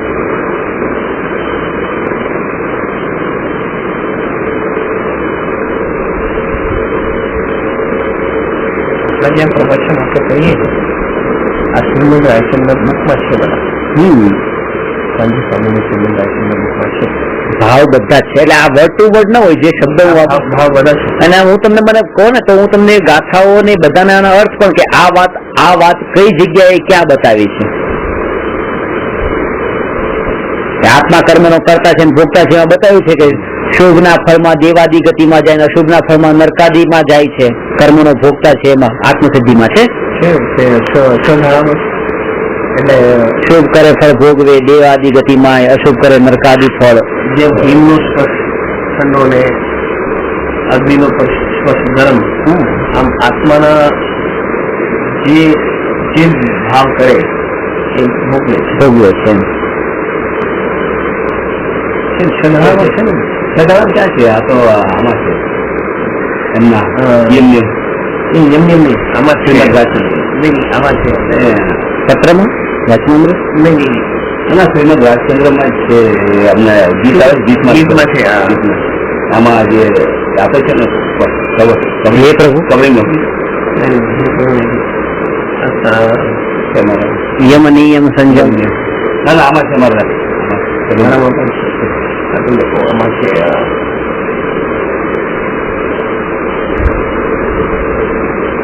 આમ પ્રશ્ન પૂછે ને એનો જવાબ ઉત્તર સમાધાન કરે ને.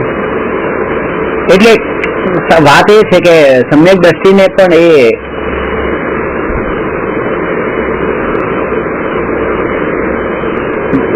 ભાવોમાં કોઈ અંતર ન હોય, વાત એ જ હોય જ્ઞાનીની કે એમાં પણ ઘણી બધી ગાથાઓ આત્મસિદ્ધિની એવી છે કે જે સમયસારમાંથી જ ગર્ભિત થયેલી છે.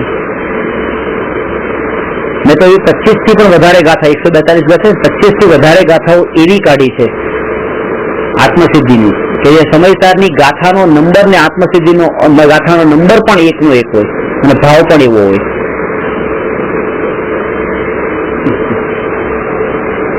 જયારે હું રિસર્ચ કરતો હતો આત્મસિદ્ધિ ઉપર, ત્યારે એ વખતે ઘણું એના સમયસારની ઘણી 8મી ગાથા છે, અહીંયા 8મી ગાથા સમયસારમાં પણ છે, આમાં પણ છે. સમયસારમાં લખ્યું છે 8મી ગાથામાં કે અનાર્ય અને અનાર્યની ભાષા વગર સમજાવી શકાય નહીં. એટલે જે જીવો જીવ હોય જાય એવી રીતે સમજાવાય, એમ વ્યવહારી જનોને વ્યવહારની ભાષામાં સમજાય ને એવી રીતે. એટલે જ્યાં સમજાવવાના ફોર્મમાં છે કે કેવી રીતે સમજાવવું ને શું સમજવું, ત્યાં કોઈ સામાવાળાએ વ્યવહારની વસ્તુ વ્યવહારથી સમજવું, નિશ્ચયનું હોય તો નિશ્ચયથી સમજવું, એમ એ આત્મસિદ્ધિમાં છે. જ્યાં જ્યાં જે યોગ્ય છે ત્યાં સમજવું, તે ત્યાં તે આચરે આત્માથી જન્મે. એ જ વાત છે કે જ્યાં જ્યાં જે યોગ્ય છે એટલે શું, જ્યાં ને જ્યાં એટલે શું, જે એટલે શું. નિશ્ચય નહીં હોય ત્યાં નિશ્ચય ને, વ્યવહારની થી કીધું ત્યાં વ્યવહારની. જ્યાં જ્યાં જે યોગ્ય છે ત્યાં સમજવું છે. 71મી ગાથા છે, 49મી ગાથા છે. આત્મસિદ્ધિમાં જ છે, આત્મસિદ્ધિમાં જ છે. આત્મસિદ્ધિની પહેલા જયારે કવરિંગ નોટ જે આત્મસિદ્ધિ તો જબરદસ્ત છે નહીં.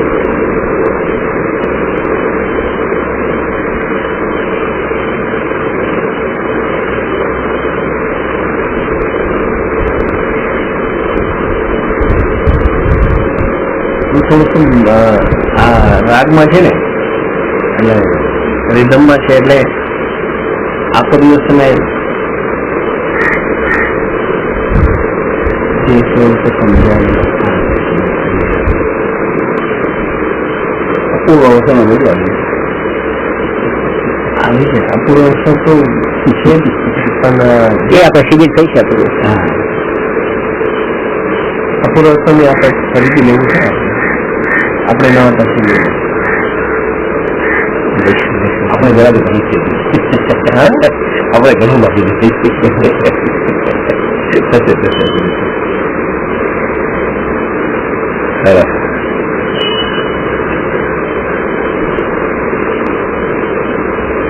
રાગ એ જ રાગમાં જ એટલી સુખ બુદ્ધિ છે કે વિતરાગ ભાવ રૂચતો નથી. રાગ એટલો દુઃખમય લાગે. પ્રત્યક્ષ તો સુખરૂપ છે, એમાં એને ખબર નથી હોય પ્રત્યક્ષ સુખરૂપ કેમ. પછી એમાં તમારી સાથે પ્રેમથી રહું છું આમ ગમે છે કે વાંધો નથી, પણ ખબર નથી એને કે આમાં પણ અંદર ખાને આકુરતા છે કે અંદરથી તો દુઃખ જ છે, એનું કવર છે ઉપરથી. અરે જયારે એ જ રાગ વિવાદ છે, રાગ જ વિવાદ છે. હું મારા કોઈ વિદ્યાર્થીને આજ સુધીમાં મને તીવ્ર રાગ ધ્યાન હતો ત્યાં મેં કોઈને કીધું નથી તમે આવા દેવને આવા ગુરુને માનવાનું બંધ કરી દો. ખરેખર ને બંધ નહીં કરો તમને ભણાવીશ નહીં. જ્યાં તીવ્ર રાગ થઈ ગયો બહુ પ્રેમથી ત્યાં કીધું ત્યાં જ આ બધા ગડબડ છે. લકડા કહેવાનો મતલબ એ છે રાગ છે ને રાગ ખરેખર દુઃખ છે. રાગ ખરેખર રાગમાં તો ગર્ભિત છે, એક એ દુઃખ જ ગર્ભિત છે બધું જ છે. એટલા માટે રાગને ધર્મ નથી કીધો. ડેફિનેટલી આ તો કન્ફર્મ છે કે રાગ ધર્મ છે. એટલે શુભ કે અશુભ કોઈ આ શુભ રાગ જ હતો, પ્રેમનો રાગ હતો. કેટલો કે આ આત્માની વાત તમે સાંભળો એવો શુભ રાગ. અને એના માટે આટલા મારા સ્ટ્રિક્ટ ઓર્ડર એ રાગે ઠેસ લગાડી દે. આ રાગ થી આ લોકો જો 10-10 વર્ષથી ભણવા વાળા શિબિરમાં આવે 10-10 વર્ષથી કન્ટિન્યુઅસ બધે આવે, કોઈ દિવસ માથાકૂટમાં પડ્યો નથી. જયારે જે કરવું એ કરે, મારે શું, કારણ કે એટલો રાગ નતો. જયારે રાગ દિવસ હું આપણે આટલો બધો ભાવ છે મારા માટે, હું એમના માટે આ ભાવ કરું એમને આ થાય છે. એટલે તો નિરાગી એટલે હવે નિર્ણય પણ એ જ કર્યો કે તમે ભણો, 300 ક્વેશ્ચન પૂરા થાય પછી હું તમને આ નહીં કહું. 301 નંબરનો ક્વેશ્ચન ગૃહિત મિથ્યાત્વનો આવશે પાછળ, આપણે જે 301 માં આવવાનો છે. તમારે જે કર્યું વસ્તુ સ્વરૂપ આ છે, બાકી જેની જીવની હોનહાર બસ છોડો. કરવા જેવું આ છે, બાકી કરવું એ કરો. અને આ તો એટલા માટે બસ આ રીતે મારી સાધનામાં મને આ અનુરૂપ પડે છે, કારણ કે મારી પ્રતીતિમાં દ્રઢતા આવે છે આ તત્વની સાથે જોડાઈને. જેને જે કરવું એ કરે. લક્ષ્ય પોતાનું જો રાખીએ છીએ ને પછી બહુ ફરક નથી પડતો. કરે તોય ને ન કરે તોય આપણું પાકું થાય. આખું પોતાનું પાકું થાય. બીજા જોડે ચર્ચા કરેલા આપણું પાકું થાય. બીજાનું જે થવું થાય.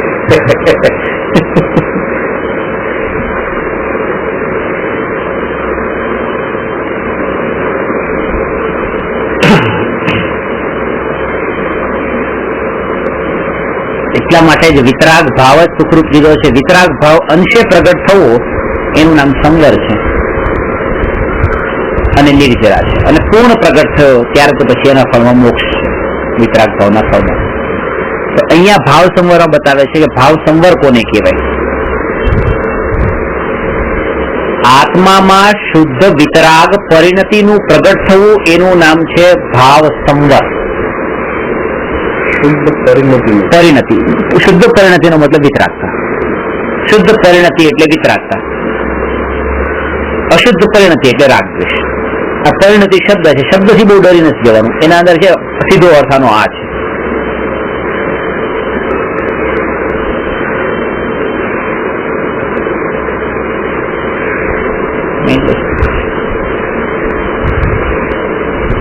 એક ભાઈ 1 કલાક સુધી પ્રવચન આપ્યું સાહિત્યના ઉપર. એવા શબ્દો બધા ગુજરાતીના હાઈ ક્લાસ શબ્દો બધા વાપર્યા. બહુ જ્ઞાની, બહુ જ્ઞાની.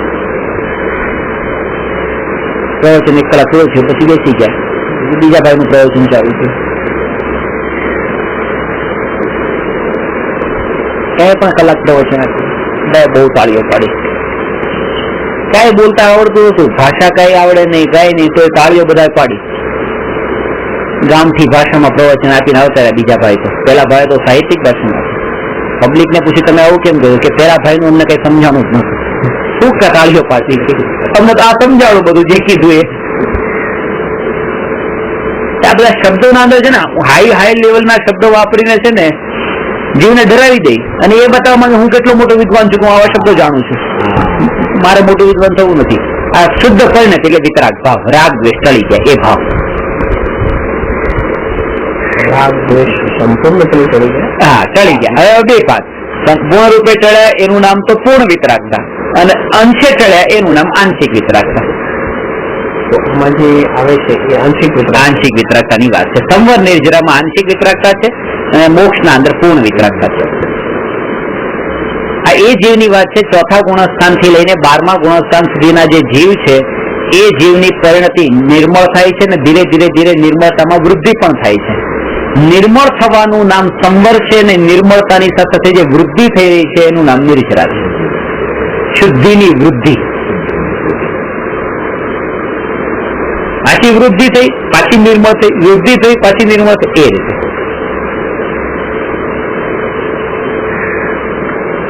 નવા કર્મ આત્મામાં આવતા નથી, એ શુદ્ધિ છે. અને પેલાના નીકળતા જાય છે એટલે કે શુદ્ધિ જે હતી એમાં પછી વૃદ્ધિ થઈ,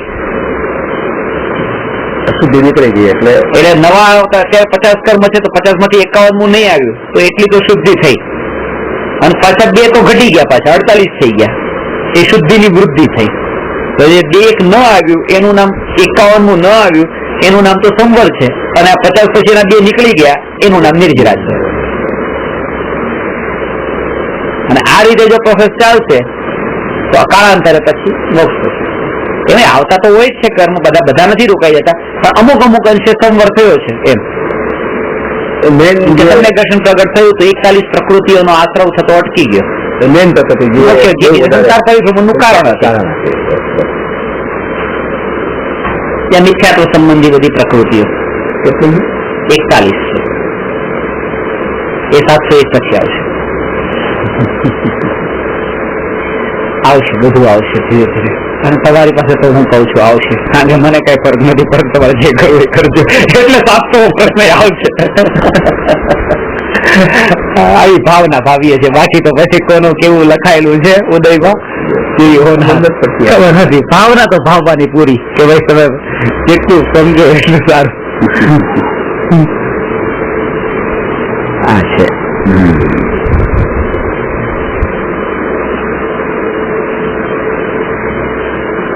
એ જો કશાય ભાવ હોય ને, આ જ વાત હું તમને ક્યારેક બીજા સમય પર આ જ વાત તમને આત્માની બતાવતો, વિતરાગ પરિણતિની વાત કરું, સંવર નિર્જરા તત્વની વાત કરું.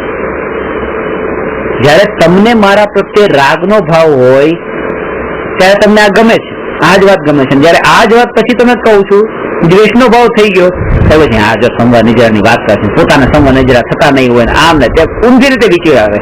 કારણ કે જીવ પોતાના કશાયને લઈને સાંભળવા બેસે છે. જયારે રાગ કશાય લઈને સાંભળવા બેસે ત્યારે એને બધી વાત ગમે છે, જયારે દ્વેષ લઈને બેસે ત્યારે એ જ વાત નથી ગમતી. એટલે એને પેલા તો સમજવા જેવું છે કે જે છે આપણા અંદરમાં જ છે, કશું લેવા જેવું જ નથી. મોક્ષ અંદર છે, સવાલ અંદર છે, બધું અંદર છે. અને કેવી રીતે જોવું એ પણ અંદર જ છે.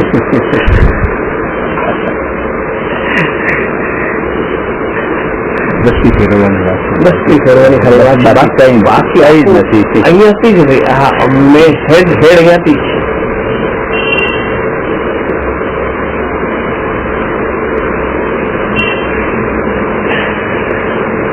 વખત એ બધી વ્યવસ્થા કરી રાખી.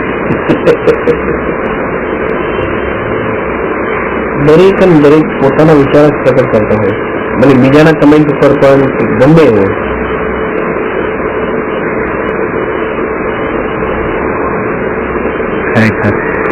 પર્સનલ નોલેજ બધાના.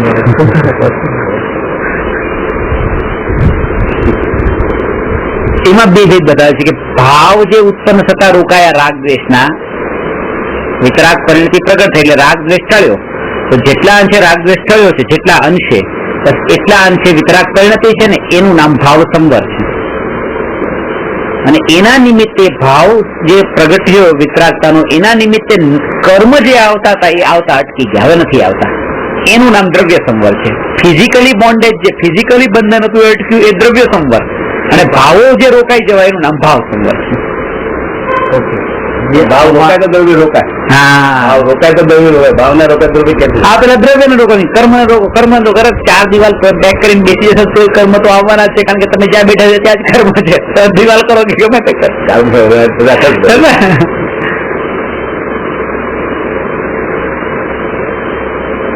આ છે ભાવ કર્મ જ પેલા છે. ભાવ સંવર જીવનો એક દેશ શુદ્ધ પર્યાય છે અને દ્રવ્ય સંવર પૂતગલ કર્મની અવસ્થા છે. ભાવ સંવર એ પરિણતિ છે, શુદ્ધ પરિણતિ, શુદ્ધ ઉપયોગ નથી. આ ઉપયોગ ને પરિણતિ વચ્ચેનું પણ અંતર છે, આગળ ડિટેલમાં આવશે. કે આત્મ ધ્યાનમાં લીન હોય એનું નામ શુદ્ધ પરિણતિ નથી, એ શુદ્ધ ઉપયોગ છે. અને આત્મ ધ્યાનમાં લીન હોય કે ન હોય, જેટલા અંશે વિતરાગ ભાવ અંદર આત્મામાં છે જે 24 અવર્સ હોય છે. એવું ના હોય કે જયારે લીન થાય ત્યારે જ હોય. જ્ઞાનીની વાત કરું છું, 24 અવર્સ વિતરાગ ભાવ છે. એવું થયું છે કે જયારે જાગે છે ત્યારે તો હવે આ પદાર્થોમાં હવે મોહ નથી, ઊંઘે ત્યારે મોહ થઈ જાય, એવું થોડું છે. અનંતાનુબંધી રાગદ્વેષ જે છે એ તો નિરંતર ટળી ગયા છે. તો એટલા અંશે તો ત્યાં નિરંતર ત્યાં વિતરાગ પરિણતિ છે, શુદ્ધ પરિણતિ છે. શુદ્ધોપયોગ સિવાયના કાળે પણ, સિવાયના કાળે શુદ્ધ ઉપયોગમાં તો જયારે ત્યારે પણ છે બાકી વિતરાગ પરિણતિ, ત્યારે કઈ જતી થોડી રહી નહીં. પણ શુદ્ધ ઉપયોગમાં જયારે રહે એ તો ધ્યાનમાં બેસે ત્યારે જ, ત્યારે જ. બાકી અદરવાઇઝ તો શુભ ઉપયોગ કે અશુભ ઉપયોગ. પણ શુદ્ધ પરિણતિ અને અશુદ્ધ પરિણતિ આ બંને પેરેલલ હોય. પેલો ઉપયોગ એક સમયમાં એક જ હોય, અશુદ્ધ શુદ્ધ બંને એક સાથે હોય. તથા ગુણસ્થાનમાં હોય તો અનંતાનુબંધી ક્રોધમાનમાં એલો નભાવ થયો તો 25% તો પરિણતિ શુદ્ધ છે, 75% અશુદ્ધ છે. આ શુદ્ધ પરિણતિ છે અને અશુદ્ધ પરિણતિ પણ છે. ઉપયોગ એક જ હોય, કે શુભ ઉપયોગ હોય, અશુભ ઉપયોગ હોય કે શુદ્ધ ઉપયોગ. એ બે નું અંતર છે, ડિટેલ આગળ આવશે.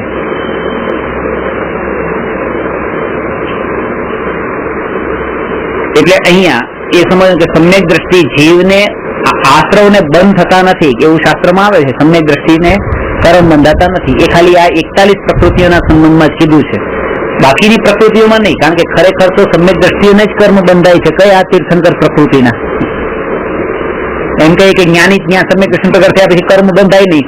એ કે મિથ્યા દ્રષ્ટિએ તો તીર્થંકર પ્રકૃતિ બંધાતી જ નથી, તો જ્ઞાનીને જ બંધાય છે. તો તે પછી આશ્રવને બંધ થયો કે નહીં ત્યાં જ્ઞાનીને? એટલે કે છે ખાલી આશ્રવ બંધ જ્ઞાનીને નથી થતો, એટલે ખાલી આ મિથ્યાત્વ વાળો નથી થતો. મેઇન જે મોટી પરિભ્રમણના કારણભૂત પરિવર્તનનું જે કારણ છે એ અટકી જાય. બાકી જે પ્રકૃતિ છે એ તે કારણભૂત તો છે તે પરિભ્રમણનું. કારણ કે મહાવીર ભગવાનને 42 થી 72 વર્ષ સુધી જે પરિભ્રમણ થયું આ પ્રકૃતિ જ કરાયું, એ કારણ છે. પણ અનંત કાળ સુધી પરિભ્રમણનું કારણ એવી જે પ્રકૃતિ એ નથી હોતી, એ ઉત્કૃષ્ટ છે. આ વાત અહીંયા ભાવ સંવર અને દ્રવ્ય સંવરના સંબંધમાં થઈ. પ્રશ્ન નંબર 227, ભાવ નિર્જરા અને દ્રવ્ય નિર્જરા વચ્ચે તફાવત સમજાવો. નિર્જરા બેસી જાય, પંખો ચાલુ કરીને, એસી ચાલુ કરીને, દંડલોકના સોફા પર ને પત્નીની બાજુમાં બેસાડીને બસ આંખ બંધ કરીને, સામે એક ટીચર હોય, ચલો હું તમને ધ્યાન કરાવું છું, કરો ધ્યાન. કર્મની નિર્જરા થશે. અહીંયા કે ભાવલિંગી સાધુ આત્માનું ધ્યાન કરે, બપોરે તડકામાં 2 વાગે ધગધગતા પથ્થર પર બેસીને, એવો નાનો પથ્થર કે કોઈ બાજુમાં બેસવાની જગ્યા ન હોય કોઈને, અને એવી જગ્યાએ બેસીને પછી દ્રષ્ટિ તો એના ઉપર છે જ નહીં, બીજો કોઈ શીખાડવાનો નથી, સહજ ઉપયોગ સ્વભાવમાં સ્થિર થાય છે. એના ફળમાં જે કર્મની નિર્જરા થાય છે, એનાથી જે કર્મ કપાય છે, એવા મિથ્યા દ્રષ્ટિને એક અંશે પણ નથી. અને આ ધર્મ એમાં માણી બેસી, જો ખરેખર આજે બહુ મજા આવી, આમ લાગે છે, આમ કર્મ ખરતા હોય એવું લાગે. કર્મ ખબરે, અરે એ કર્મ તને દેખાતા જ નથી, છદમસ ને ખબર જ ન પડે. કર્મ એટલા સૂક્ષ્મ છે, એની સિવાય ખબર તો ખબર નથી પડતી.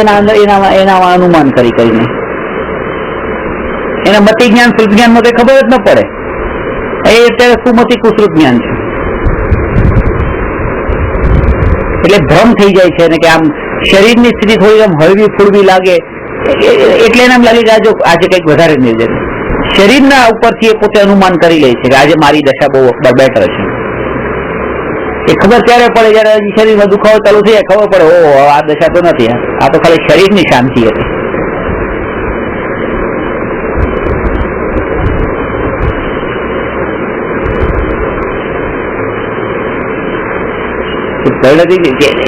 અત્યારે શાંતિથી બેઠા છે, હવે કઈક પગમાં કઈ કરડ્યું જોયું શું કરડ્યું છે, કીડી કરડી કે કઈ કરડ્યું, આમ જોયું નીચે જોયું તો સાપ હતો. હવે એ કીડી કરડી એવી એને દ્રષ્ટિ જાય અને સાપ કરડ્યો છે એવી દ્રષ્ટિ જાય તો પરિણામ કેવા થશે? તો અહીંયા જે શાંતિથી બેઠો તો એ શું હતું? એ શાંતિ નથી. અંદર તો બધી કચરો તો પડેલો જ હતો, એ જ ઉભો થયો છે. મિથ્યા દ્રષ્ટિને એમ કે અત્યારે શા બેઠો છે અત્યારે નિર્જરા થાય, સાપ કરડે ત્યારે નિર્જરા બંધ થઈ જાય, ત્યારે આશ્રય બંધ ચાલુ થાય. અરે ત્યારે બેઠા બેઠા એટલે આશ્રય બંધ જ કરી રહ્યો છે. મિથ્યાત્વ દ્રષ્ટિને નિર્જરા કેવી? કોટી જન્મ તપ તપે જ્ઞાન બિન કર્મ જરે, જે જ્ઞાની કે છિન્મે ત્રિગુપ્તિ તે સહજ તરે.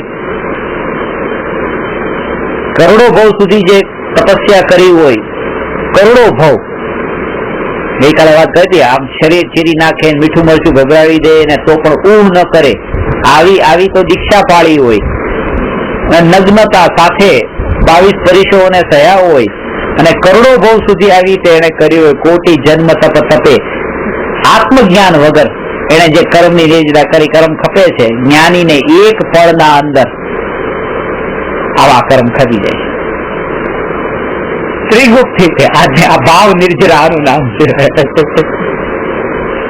જ્ઞાની શ્વાસોશ્વાસ કર્મ છે એટલે ભોગ ભોગવતા પણ નિર્જરા કરે, ભોગવતા નિર્જરા.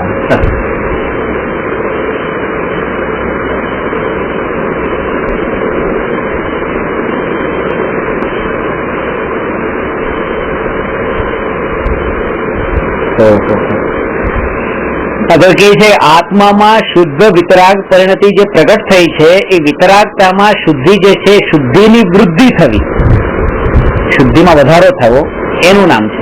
જે શુદ્ધતા વધે 75 આવે, 75 ના 50 થી 50 ના પછી 25 આવે, 25 હોય, એ ઘટતી જાય, અશુદ્ધિ ઘટતી જાય, શુદ્ધિ વધતી જાય.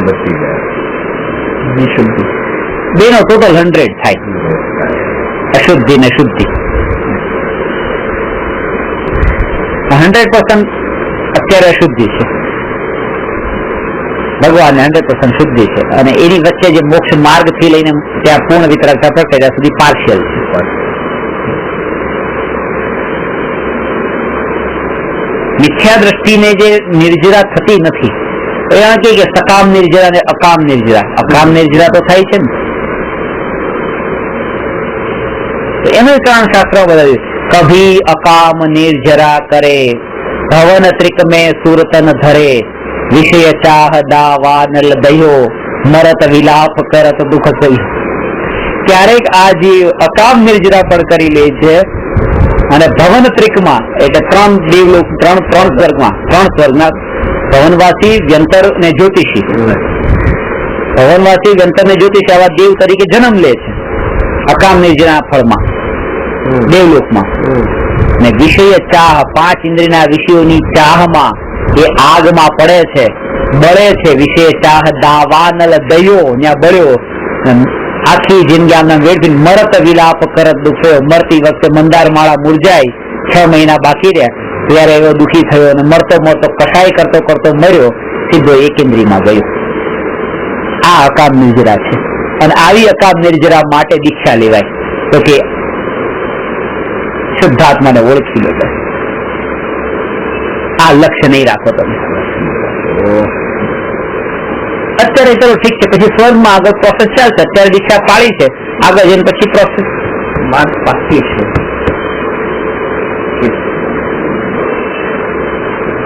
આવું કઈક સુખ જોતું નથી જેમાં આત્મજ્ઞાન નથી. આત્મજ્ઞાન નથી, એ નથી, દુઃખ જ અંદરમાં પ્રતિતિ થઈ ગઈ છે. એટલે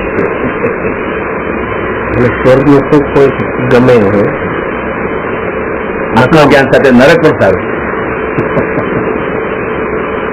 ગુરુદેવ કહેતા ને સમ્યક દર્શન સાથે 7મું નરક પણ મંજૂર છે. સમ્યક દર્શન વિના ચક્રવર્તીનું પદ પણ જોઈતું નથી. કે એનું કારણ છે એક જ વાક્યમાં કહેતા કે સમ્યક દર્શન વિના ચક્રવર્તી પણ દુઃખી છે, સમ્યક દર્શન સાથે 7મા નરકી વાળો પણ દુઃખી છે. એટલે આથી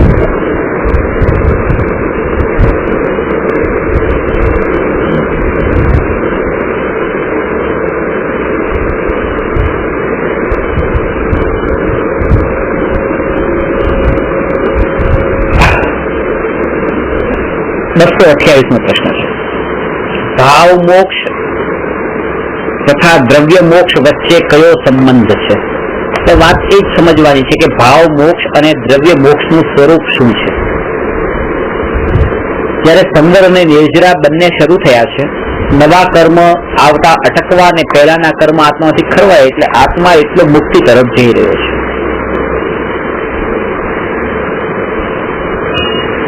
જેમ જેમ એ મુક્તિ તરફ જાય છે તેમ તેમ એ આત્માના અંતરની પરિણતિ અને બહારનું પણ ચારિત્ર એ બેમાં પલટો આવતો જાય છે. એમ નહીં કે અંતરની પરિણતિ નિર્મળ થઈ ગઈ હોય ને બસ પછી બારમાં એવી રીતે બહારને પરિવર્તન કરવાની જરૂર નથી. બહારની પ્રોસેસ ઓટોમેટિક છે. જ્યાં ખરેખર ક્રિયા લેવાની વાત છે ત્યાં તો ખાલી ભાવોને જ લઈ લે છે જીવ, અને જ્યાં ભાવની વાત છે ત્યાં ક્રિયાને લઈ લે છે. અત્યારની ભૂમિકાના અંદર વાત કરી કે ભાઈ તમે અત્યારે સમ્યક દર્શન પ્રાપ્ત કરો, આ ક્રિયાકાંડમાં અને આ રાત્રિ ભોજનના ત્યાગમાં અને આ ગળગાળેલા પાણીમાં અને આ રીતે ઉકાળેલા પાણીમાં આ બધામાં કર્તૃત્વ કરીને અટકી નહીં જાઓ. તમે આ બધામાં નહીં અટકો. અત્યારે તો તમે ભાવથી પેલા ભેદ જ્ઞાન કરી લો, ક્રિયા નહીં. તો કે ના મારે ક્રિયા જોઈએ, ક્રિયા જોઈએ. પછી આગળ થોડું પ્રકરણ ચાલ્યું ત્યારે પછી સાધુનું સ્વરૂપ આવ્યું કે સાધુને તો હવે વસ્ત્ર પ્રત્યેનો ભાવ પણ નથી અને વસ્ત્ર ક્રિયાથી પણ છોડ્યા. તો ત્યાં પાછું એમ કે ભાવથી છોડ્યા છે ને ક્રિયાથી છોડવાની શું જરૂર છે? ત્યાં પછી ક્રિયાની ના પાડે એટલે ભાવથી છોડી દીધા હોય, ક્રિયાથી પહેરો તો ચાલે. ત્યાં ક્રિયાની જરૂર નથી. જયારે ક્રિયાની જરૂર નથી ત્યારે ક્રિયા કરીને બેઠો હતો, અને જયારે ક્રિયાની ખરી જરૂર છે ત્યારે ભાવ ઘૂસાવી દીધો કે તમે ભાવથી છોડી દીધો છે. બસ કે સાધુ ને ભાઈ 4 દિવાલ છતની નીચે સાધુ ન રહે તો એ ભાવ છેલ્લે પોતાની જે મિથ્યાત્વના કારણે એને ઊંધું જ લેવાય. જ્યાં ક્રિયા લેવાની હોય ત્યાં ભાવ લેવાય, જ્યાં ભાવ લેવાના હોય ત્યાં ક્રિયા લેવાય. આ મિથ્યાત્વના કારણે આવું થાય.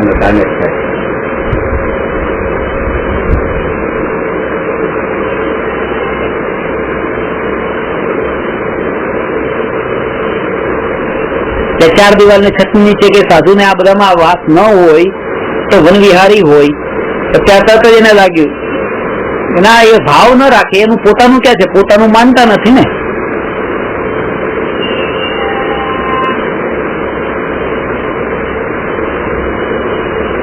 પોતાનું માનતા નથી તો રે એમ કરીને ત્યાં ભાવ રાખ્યો કે ભાવથી જોડાતા નથી, આ મારું નથી, જાણે છે. ક્રિયામાં તો ઠીક છે પણ ભાવથી મારું નથી એટલું જાણે છે. બસ એ તો સમ્યક દર્શનનું ગુણસ્થાન છે, ચોથું ગુણસ્થાન છે કે ઘરમાં રહીને મારું ન હોય જાણે. તો ત્યાં એ જ વાત હતી. તો ભાઈ છઠ્ઠામાં ને કઈ ચોથામાં અંતર શું રહ્યું? ક્યાંય મારું તો માનતા જ નતા. કે જે મારું જેમાં માનતા નથી એને હવે હકીકતમાં છોડી દેવું, એનું નામ તો છઠ્ઠું ગુણસ્થાન છે, સાધુનું ગુણસ્થાન છે. હવે જે ચોથા ગુણસ્થાનની વાત છે એને છઠ્ઠા 7મું ગુણસ્થાન સાધુના ગુણસ્થાનમાં બતાવી દે છે કે ભાઈ આ બધું હોય, કપડા પણ હોય પણ એને મારા ન માને. મારા ન માને તો ચોથું ગુણસ્થાન છે. તો પછી વ્રત તો ક્યાં હોય છે કે જેને મારું નતું માન્યું એના મારું માનવાનું છોડી દીધું, એના હવે હકીકતમાં પણ એને છોડી દે છે. ત્યાં ચારિત્રમાં આવે છે. નિયમ ને બધા ત્યાં હોય. નથી થઈ શકતું તો સ્વીકાર કરે કે અમારથી જ્યાં આટલી તપસ્યા નથી થઈ શકતી, પણ એમ ન સ્વીકારે કે આમાં તો અમને હવે રાગ રહ્યો જ નથી. તમે સ્વીકાર કરો કે નહીં કરો. હા હા, આપણે અહીંયા સ્વીકાર કરે પોતે સ્વીકાર કરે કે સાધુનું સ્વરૂપ આવું હોય. અને આ જયારે પણ હું વાત કરું ને કે સાધુ આમ ન કરે ને સાધુ આમ ન કરે ને સાધુ આવું કરે, એટલા માટે કે તમે જયારે સાધુ દશાને યોગ્ય તમારી પરિણતિ તો આવા પ્રકારના વચ્ચે સ્થાનો આવશે ત્યાંય તમે ત્યાં અટકી નહીં જતા. ત્યાંય પાછા ડાયવર્ટ કરે, ખેંચીને લઈ જવા દુનિયામાં કેટલાય છે તમને કે આવો હું તમને સારું બતાવી દઉં, અહીંયા બતાવી દઉં, અહીંયા બતાવી દઉં. અને તમારો કશાય અત્યારે જે એટલો મંદ નથી પડ્યો કે ત્યાંય તમને રનરું છે, લૂચી જશે. હા, એવું થાય. ક્રિશ્ચનોમાં જેમ થાય છે એવી રીતે તમને ઘર આપી દઈશું, તમે પૈસા આપી દઈશું, થોડો ચલો મારીને મુસલમાન બનાવી દે, એવી રીતે. પેલો મારી બનાવે, પેલું કપડારી બનાવે, જાતિ બનાવે પેટ કરે થઈ ગયું. સાંભળે છે ને રવિભાઈ, એટલે ખબર ગઈકાલ તો સાંભળજો તો બસ. ગઈકાલ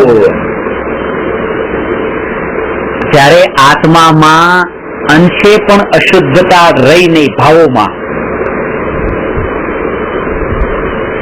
શાસ્ત્રોમાં એમ કેમ નહીં કીધું કે ભાવોથી શુદ્ધ થઈ ગયા બસ પછી શરીર સાથે રહો ને? ભાવ તો શુદ્ધ થઈ ગયા છે ને. ફિઝિકલી પણ મોક્ષ કેમ કીધો? અહીંથી છૂટી જવાનું નામ મોક્ષ કેમ કીધું? સિદ્ધશિલા પર જવાનું નામ મોક્ષ કેમ કીધું?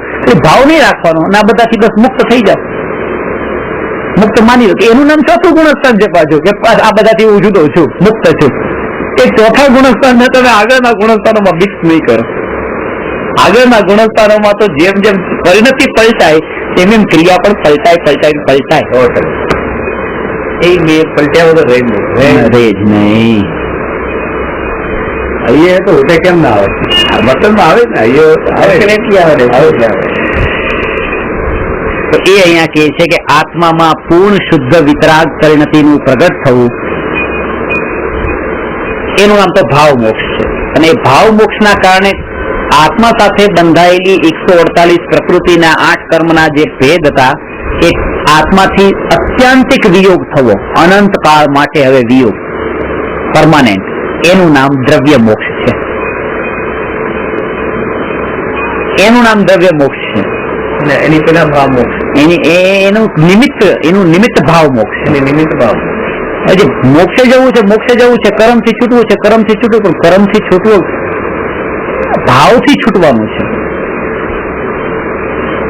આયુષ્ય કર્મ હોય છે, ચાર કર્મ તો બાકી હોય.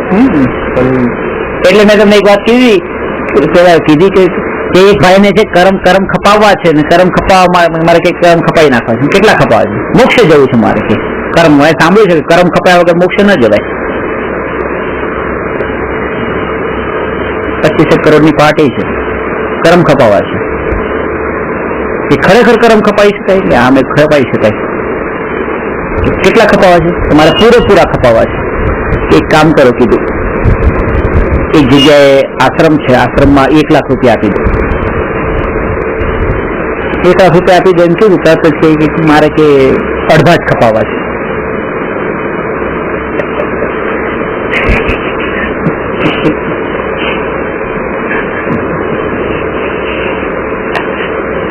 કોઈ નહીં થાય મોક્ષ તમારો.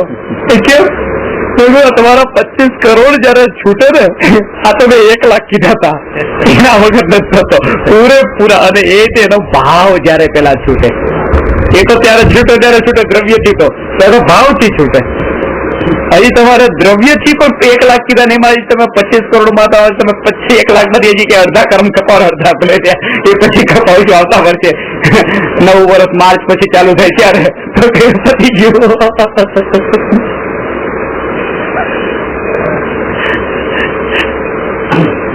અંતરની પરિણતિ 100% નિર્મળ થઈ હોય તો 12 થી 100% પલટો આવે, અને એનું નામ દ્રવ્ય મોક્ષ છે. એ ચર્ચા અહીંયા થઈ. આ રીતે સંવર, નિર્જરા અને મોક્ષનું સામાન્ય સ્વરૂપ લીધું. બાકી એક ઉપર તો કલાકો નીકળે અંતા તત્વની વાત પર. આગળ ઘણા પ્રશ્ન, અત્યારે આ બધું સામાન્ય સ્વરૂપ જ ભણી રહ્યા છે. હવે આગળ 229, 230, 231 ને 232 આ 4 પ્રશ્ન છે જે તત્વથી સંબંધિત છે. અને તત્વમાં આ તત્વને સમજ્યા પછી આપણે શું કરવું અને સાધના કેવી રીતે કરવી, શું સમજવું, આત્મ સાધનામાં આપણને આ તત્વ કેવી રીતે ઉપયોગી બને, આ થિયરી છે. હવે પ્રેક્ટિકલ શું છે તત્વનું, તો તત્વનું પ્રેક્ટિકલ આવતીકાલે છેલ્લો ક્લાસ એ હશે 12 જે આપેલા લઈશું.